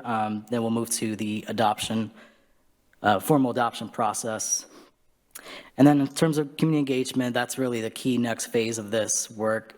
So working together with OTAC and the consultant team, the VITA agency to come up with our revamped engagement plan, and planning for this March open house event and subsequent community workshops. So going out to the community, partnering with our Mountlake Terrace High School and meeting with them are some ideas that have been discussed. So we'll have more on that at our next meeting. So April 25th, we'll present proposed land use and housing goals and policies that we worked through with Planning Commission. June, Environment and Recreation, Parks and Open Space element. August 22nd, we'll discuss the transportation element, economic vitality, and the capital facility and utilities element. And then by September 12th, we hope to begin the formal review process with you all. So with that, thank you. Thank you very much. Do we have any more comments or questions? Councilmember Ryan? Thank you, Mayor. Thank you for the presentation this evening. I think what would be helpful if we could have on our next meeting actually include the Growth Management Act mandates we have to have for our city, because I don't think a lot of people are quite understanding all of it. And it'd be good if it's just, with our numbers right now, what do we have to do? Our numbers in population. Because this was brought up and presented at the Snohomish County Cities and Towns meeting in October with all the Snohomish County elected officials, mayors, et cetera, at the meeting. And there was a lot of excitement, and they were showing a lot of resistance, even though the person was just the messenger telling them, because the Growth Management Act was not voted on by the people, so that has to be understood. It's a mandate from the state. And some people don't understand that. We're not voting on it. It's a mandate. We have to do it. So I think that'd be helpful to have that in a slide there, or just so if anybody here asks, what is our, what do we have to do? I mean, if you want to tell what the other cities have to do, it's a lot more, but that would be helpful. Thank you very much. Thank you for that suggestion. Councilmember Murray? Thank you, Mayor. I'll go back to thank yous. What happens when I jump in with questions as we're midstream is I don't take a moment to take a step back, and I do want to just say thank you. I appreciate this process that we have navigated thus far. I think you guys have done a great job of putting together a very thoughtful process, engaging us at steps, distilling down really complex topics into more understandable ones, and I'm just really grateful for the intentionality and work that's being done throughout the process. I think we have a really great place, and I'm excited about this work, and I appreciate all of my colleagues' thoughts about how we can continue to drive understanding for our community members, because it really is important. And I hope, I think to Councilmember Sonmore's point, I think oftentimes people plug in at a place where we've already made these decisions, and I know we're doing lots of intentional work and have made lots of progress in recent years about trying to bring our community into these conversations, more intentionally and earlier and more fully reach our community, and I think we've done great work there, and I appreciate that we are continuing to try to do that because it is important. I did have one question, or maybe just an ask. It could be, so you mentioned that there are some areas that this equity assessment, some policies that the equity assessment will be used for and some which it will not. Is that something you will have outlined when you come to the Diversity, Equity, and Inclusion Commission to review with them? Okay, that would be wonderful. And then my only other question was, it's really nice to see kind of the land use element and land proposed draft goals before us before you come back in a couple months. Will that be the case? So when you come back and when you come back in April and talk to us about land use and housing elements, will we get a preview on the environment and recreation and parks and open space element? Is that kind of what that process will look like, or is that still to be determined? I think at this point it's to be determined, but I think we would be able to probably share at least the policy concepts with you. So sort of give you a preview of what the ideas are that we're thinking and that we are going to discuss with CPAC. So I think that would be really helpful for me. That way, just like it feels very aligned and I don't have any feedback. And if there was feedback as we are going through these various elements, it would be nice to have at least the opportunity to share as council before those conversations take place so that that can be incorporated. So I really do. I appreciate that very, very much. Thank you. Sure.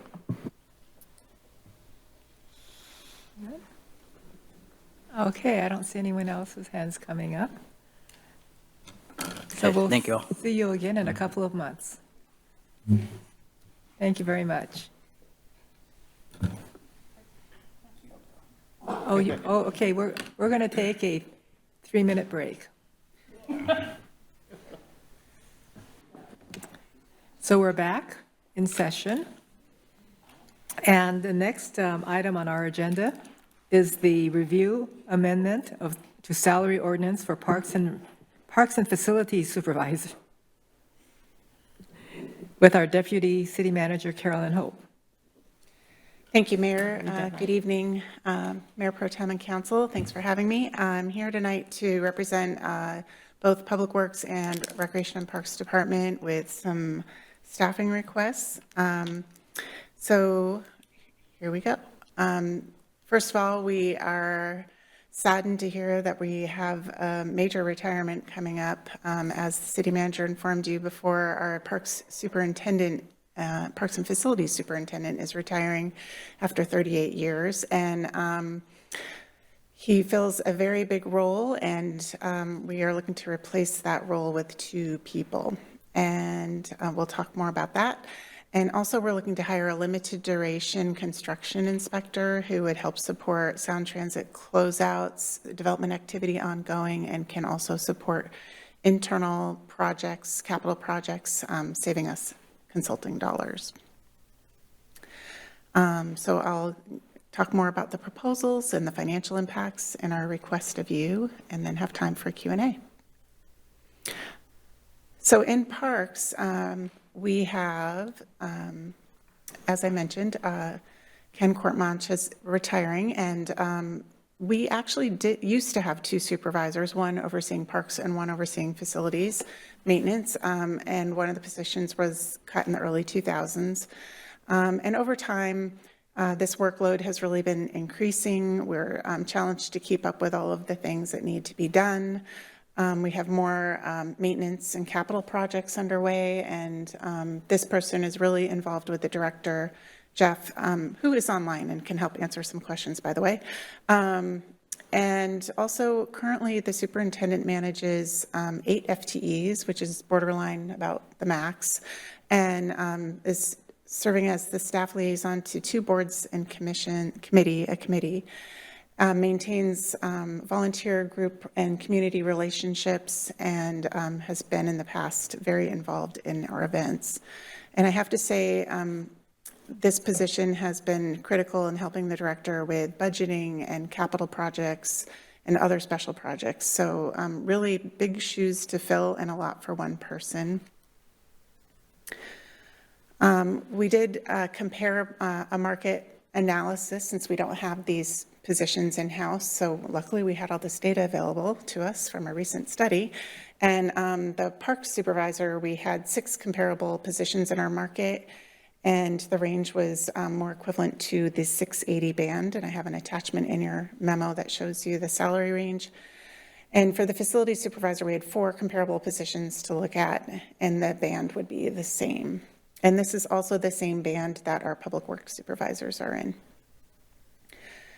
So in order to make this change, we would have to modify the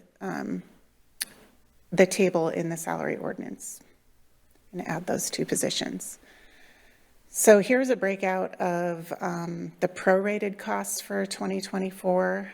So Ken is planning to retire in May. We wanted to have some overlap, as we discussed with you last year. So we're hoping to have at least a month of overlap with those 2 positions and the current person. So those are the prorated salaries that you see here. And so that would, we would need about $51,000 to cover the difference for this year. And next year we would need more. In fact, my memo was wrong. I'm so sorry. I did not include the benefits in the memo numbers, but as we move forward into the budgeting process, if this were approved, we would be requesting additional funds close to $150,000. So the second request is to hire a limited duration construction inspector for a year. Again, I mentioned this would really help us with Sound Transit permit closeout. We have literally over 100 permits to close out in construction already. And there are several development projects that are starting to perk and may have construction happening here in the next few months. And also, as I mentioned, Public Works and Parks have capital projects that utilize consultant services for construction inspection because we just only have one person here. And so if we had this person available, it would be a much less expensive option than using all the consulting dollars for that. This position should recover all or most of their costs. I would say 90% as a guess, between the sound transit work, which we have the reimbursement agreement for, development work, which we also get reimbursed for, and of course could save the city money if they worked on internal projects. So this position already exists, and so it's at band 610. With benefits would be approximately $115,740 for the year, but prorated for 2024 would be about $87,000. So our request is, if you approve of the request, would be to bring this forward at the next regular meeting on consent, and the combined costs of the two supervisors and the inspector for 2024, the additional cost that we need to cover is $138,360. Again, my number in the memo was wrong. I truly apologize. And again, Jeff is here to help me answer any questions you have, if you have any. Yeah, go ahead. Oh, so I'm confused on the total cost because we don't have the benefits, and so wouldn't we have to approve it with benefits? Yes, I calculated the benefits in the totals. It would be the other number? So 100 on the screen, I have 138,360 is what we would need for.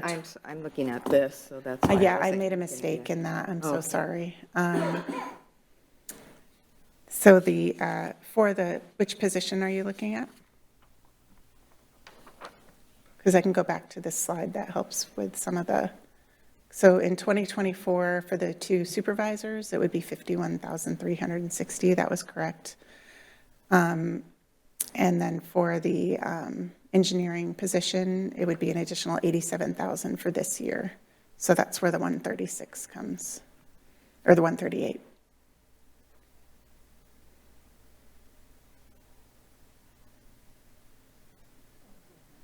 Thank you, Madam Mayor. Just, following up, I certainly understand the need and appreciate and agree with the need to, for the positions. Of course, the concern would be budget impact. Yes.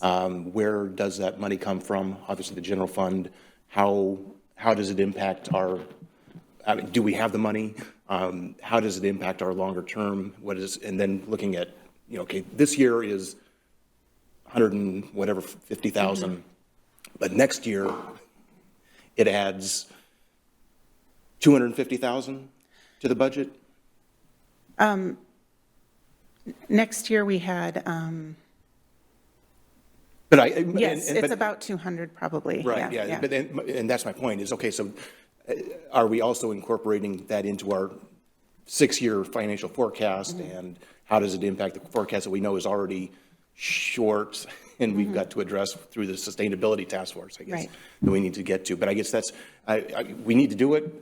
So yes, but understand the impact. There's long-term impact on our budget that is already falling short that we need to address. Yes, that is all true. Thank you, Mayor, and thank you, Deputy City Manager, for the presentation, and cheers to Ken for being so amazing that he can't be replaced with one person, and hear that wholeheartedly. I guess I did have a question just about, kind of what alternatives maybe we considered. I think, because I do hear Mayor Pro Tem's concerns about budget, and I think we all share lots of concerns about that. Have had some of those conversations and know we have lots more to come. I guess I am curious because we've added, I think lots of times when people are at an organization a long time, they take on responsibilities just because they have been here and because there's no one else to do it. And Ken is definitely that person who I'm sure is the first to raise his hand when there are things that need to be done. But I guess I am curious because we've added capacity in some of the areas that, you shared that Ken has done work around, be that, parks planning, grant work, volunteer management and event planning. Like, we have added staff capacity in those areas in recent years. And so I guess I'm curious if we, because we haven't seen, I guess, full job description, so I don't know all of the responsibilities and how we are thinking about this. But I guess I just would love to hear if that was something that we thought about in terms of, like, is there a way to redistribute some of this work to roles that already exist within the organization that wouldn't necessarily result in the need for 2 FTEs to replace Ken, and that maybe would have the work distributed in a way that actually could facilitate it being done more effectively, given that those may be subject matter areas of expertise anyway for current staff? Sure. And I'll ask Jeff to chime in here, but I do know that he's feeling maxed out with his project manager as well. So Jeff, why don't you take it from here? Can you hear us? Yeah, I think what it stems from, hopefully everybody can hear me, right? I think we can hear you. Yes. We yeah. can now hear you, but you're frozen. Hello? Yes, we can hear you. Okay. Okay, I'm not frozen. Great. Okay. So I was just going to say that it stems a lot of it from what the deputy city manager talked about. Was really the issue is back in 2008 or so when the city manager at the time eliminated a position and gave that position to Ken to basically try to take on 2 positions. And it's really made it difficult even for Ken, for an employee that's been here for decades. There's a lot of things that admittedly he would admit that he can't get done.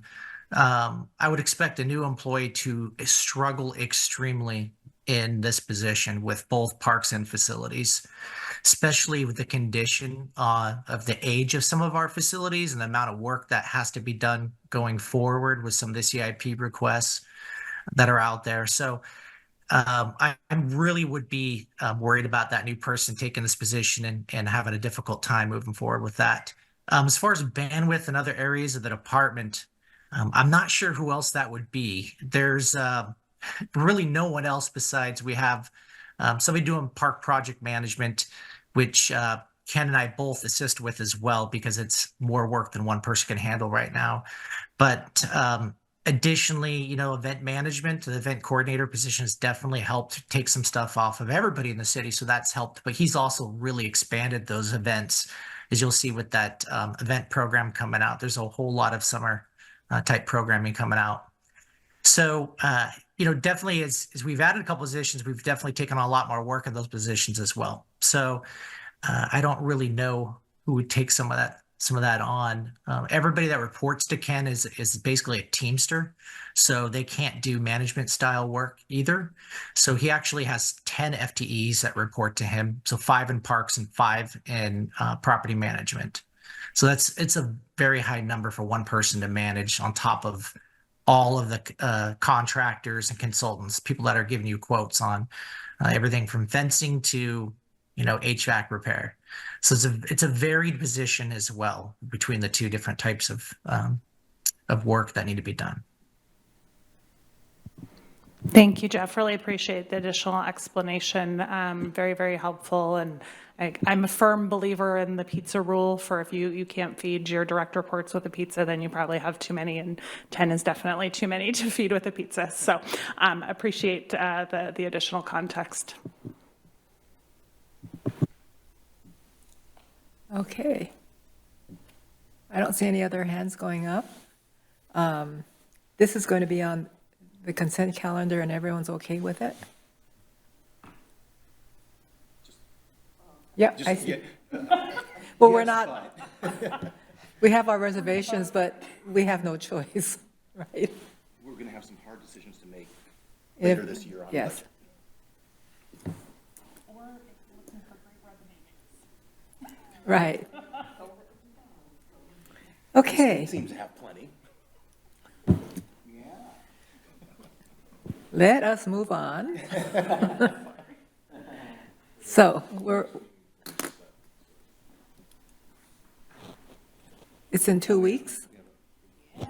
By Friday Oh, we actually have a extra day. Got an extra Thursday. I know you're going to get to your agenda review here in a second. I just wanted to make that point that it'll be 2 weeks from today instead of next week because we have the 5th Thursday in February. Okay. Usually February is the shortest month. I know. So, okay, so we're not meeting next Thursday, but Thursday after that. So next is public comment. Do we have any public comment? There are no public comments. Thank you very much. And then did everyone review the next agenda? There's a draft on here. Yeah. It's right on the.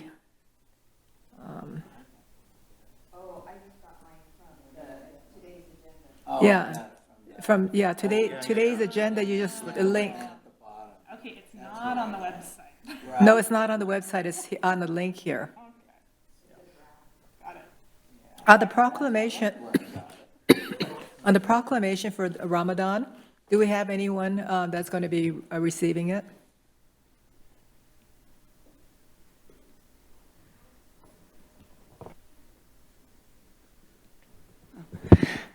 We are working on that. We just had our DEIC meeting last night, and we have some members reaching out to our local mosque to invite them for the proclamation. So, and if they aren't able to come, then one of our DEI commissioners will accept it and bring it to them.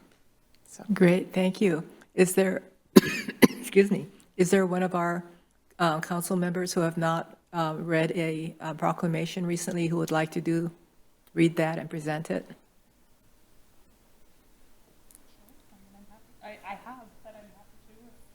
Yeah, I would love to. Because I would like to see everybody, read at least one of them. All right, thank you.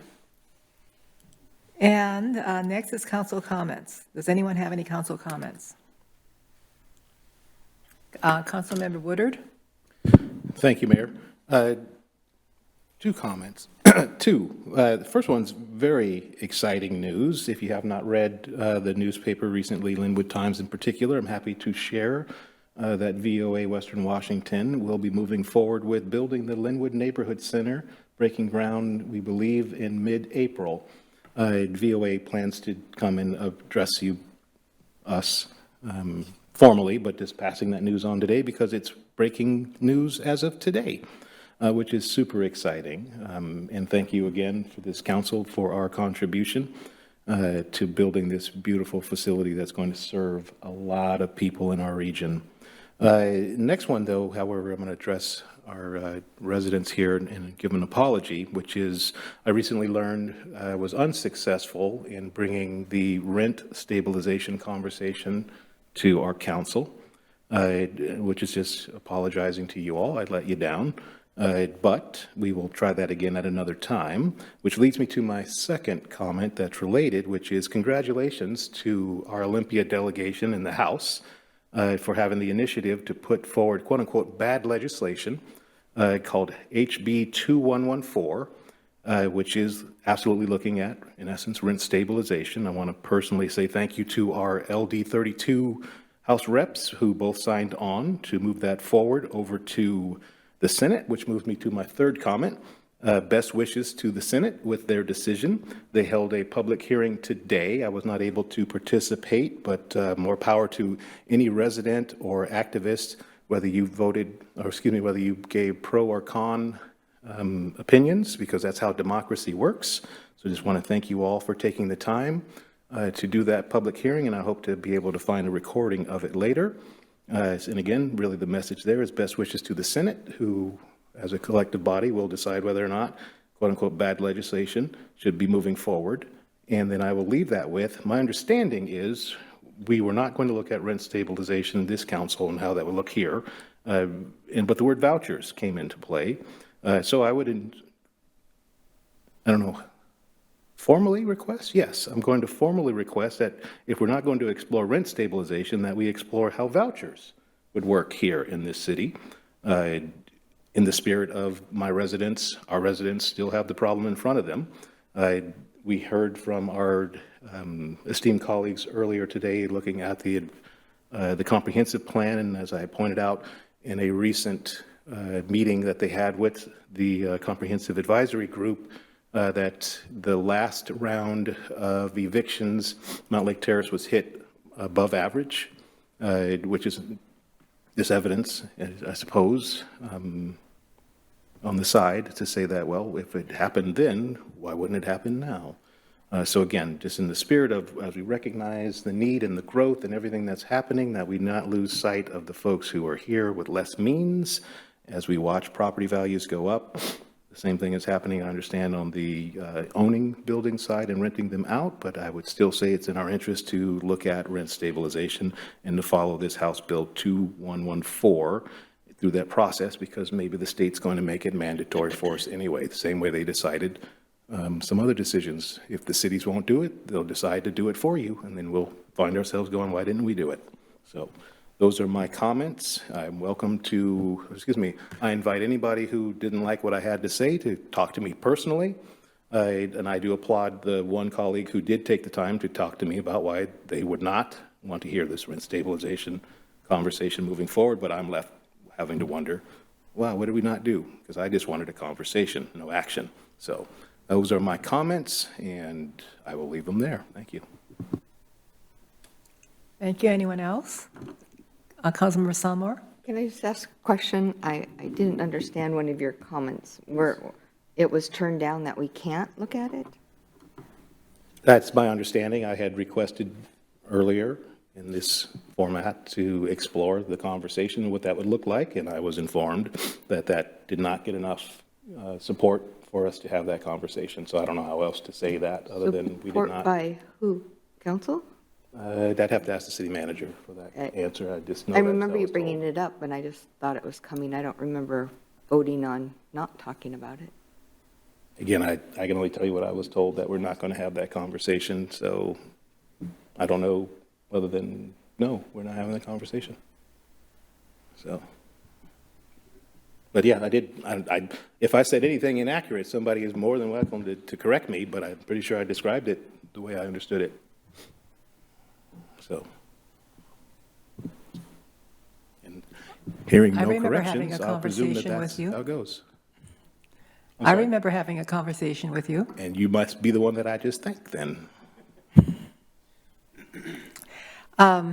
You brought up the vouchers.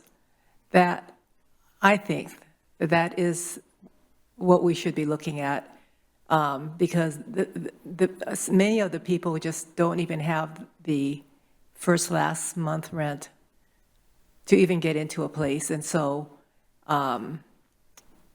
with voucher housing, you know, at Haskell, there used to be a six-year waiting list, and now it's like a lottery system. But you know, it's still not a good thing. And if only 100, well, I can't remember. I've been off the board now for a few years, but there was something like less than 100 people getting off of Section 8 every year.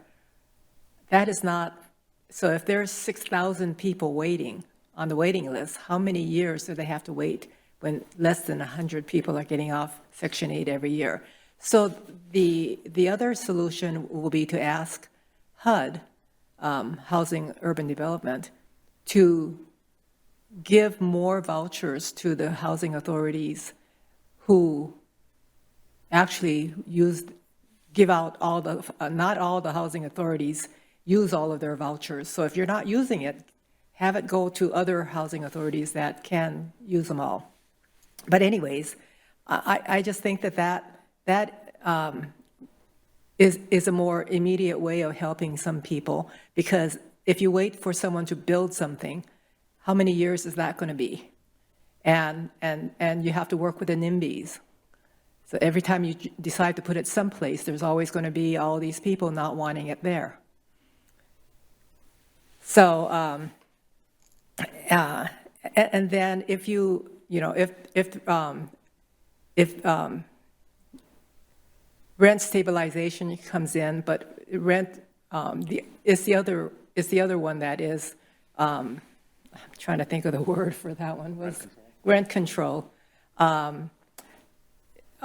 If it comes to a point where no one's going to invest in our community because they're just not going to make any money, then they're just not going to invest, and then they're going to go away. And so we lose, it's a lose-lose situation. So I would like to see us do something that is more positive with the people who really need housing and need housing today, and that is more vouchers. There's a lot of people waiting out there for vouchers, and they can't get it. My feedback would just be, is it going to get better in the future? And I would probably say no. So how much money can be pushed towards vouchers? And it's almost like you have to have a mixture of rent control, vouchers, and there's some other option. Well, no, I was thinking More of something inventory. completely different that I won't say in council, but it's just about planning. And so I don't see like a great amount of people, if we're already looking at middle income and we're already have low income housing, I would think that the way it's going, it's just going to increase in more low income housing and more middle housing. And so how do we keep up with finding monies to help the people that can't afford their rent and the people that get sick and they're out of their job and they can't pay their mortgage? I mean, it's a big thing. And I think looking at different all options is very prudent for people. You know, I know pockets of people don't want to look at certain things, but we're creating a society that needs help. And I think looking at all different sides of it is very important. Vouchers is just one of the many, many things that we need to talk about and hopefully get. Councilmember Payne Donovan? Thank you, Mayor, and I really appreciate you all for raising all of the points you have. I think I can't agree more than I can't agree more with what's already been said, but would also like to point out that we have been contacted by folks in town also who are raising issue with other dynamics with third-party services that certain landlords are using that pressure their bottom line with surprise concierge services for taking out the trash and other things that we also have the opportunity to discuss in this forum. And I think whether it's proactive things on the one hand, I think vouchers is a really worthy conversation, but also sort of understanding the sort of predatory sort of things that our neighbors who rent in multifamily units specifically are experiencing right now. The state has not addressed many of the things that our renting neighbors are experiencing this legislative session, and we do have the power to address it here within our town. So really appreciate this conversation and really appreciate that our comp plan is looking at or considering anti-displacement measures. And I think these are all worthy things in our growing and seemingly ever more expensive region here. I think it really behooves us as council members to consider all the options in front of us, whether we have this consensus or not. So I really thank you all and thank staff for sort of all the work on this topic. Thank you. That junk fee, concierge fee, I call it a junk fee. I just read an article about, if you have a voucher, it doesn't cover junk fees. And so it won't do you any good to even have a voucher if these fees keep happening. And I don't remember where I read the article, but I don't think it was in this state, but I thought that we were working on getting rid of something like this, because this is predatory, and it's not going to help the situation. We're trying to get affordable housing out there. We're trying to get people off the streets and into housing. We're trying to get supportive housing. And if these junk fees continue, it's not going to make anything happen. And so I would like to even personally write the bill next year to get rid of this. And apparently it's happening all over the country. And you brought up something that just hit me really, really hard, because I just read that article a few days ago, and I read every single word of that article.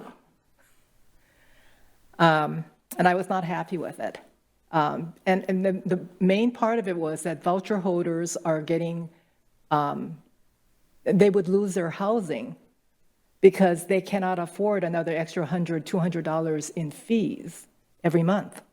They're on a voucher because they have no money. If I might, so what I'm hearing is a consensus from the council for at least a presentation on what a voucher program might look like. Councilmember Murray and then Sonmore. Thank you, Mayor.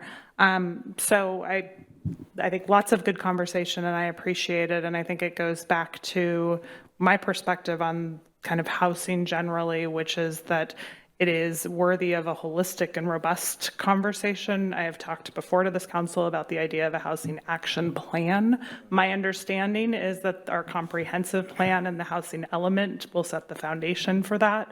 And I would love to see that be the follow-up work.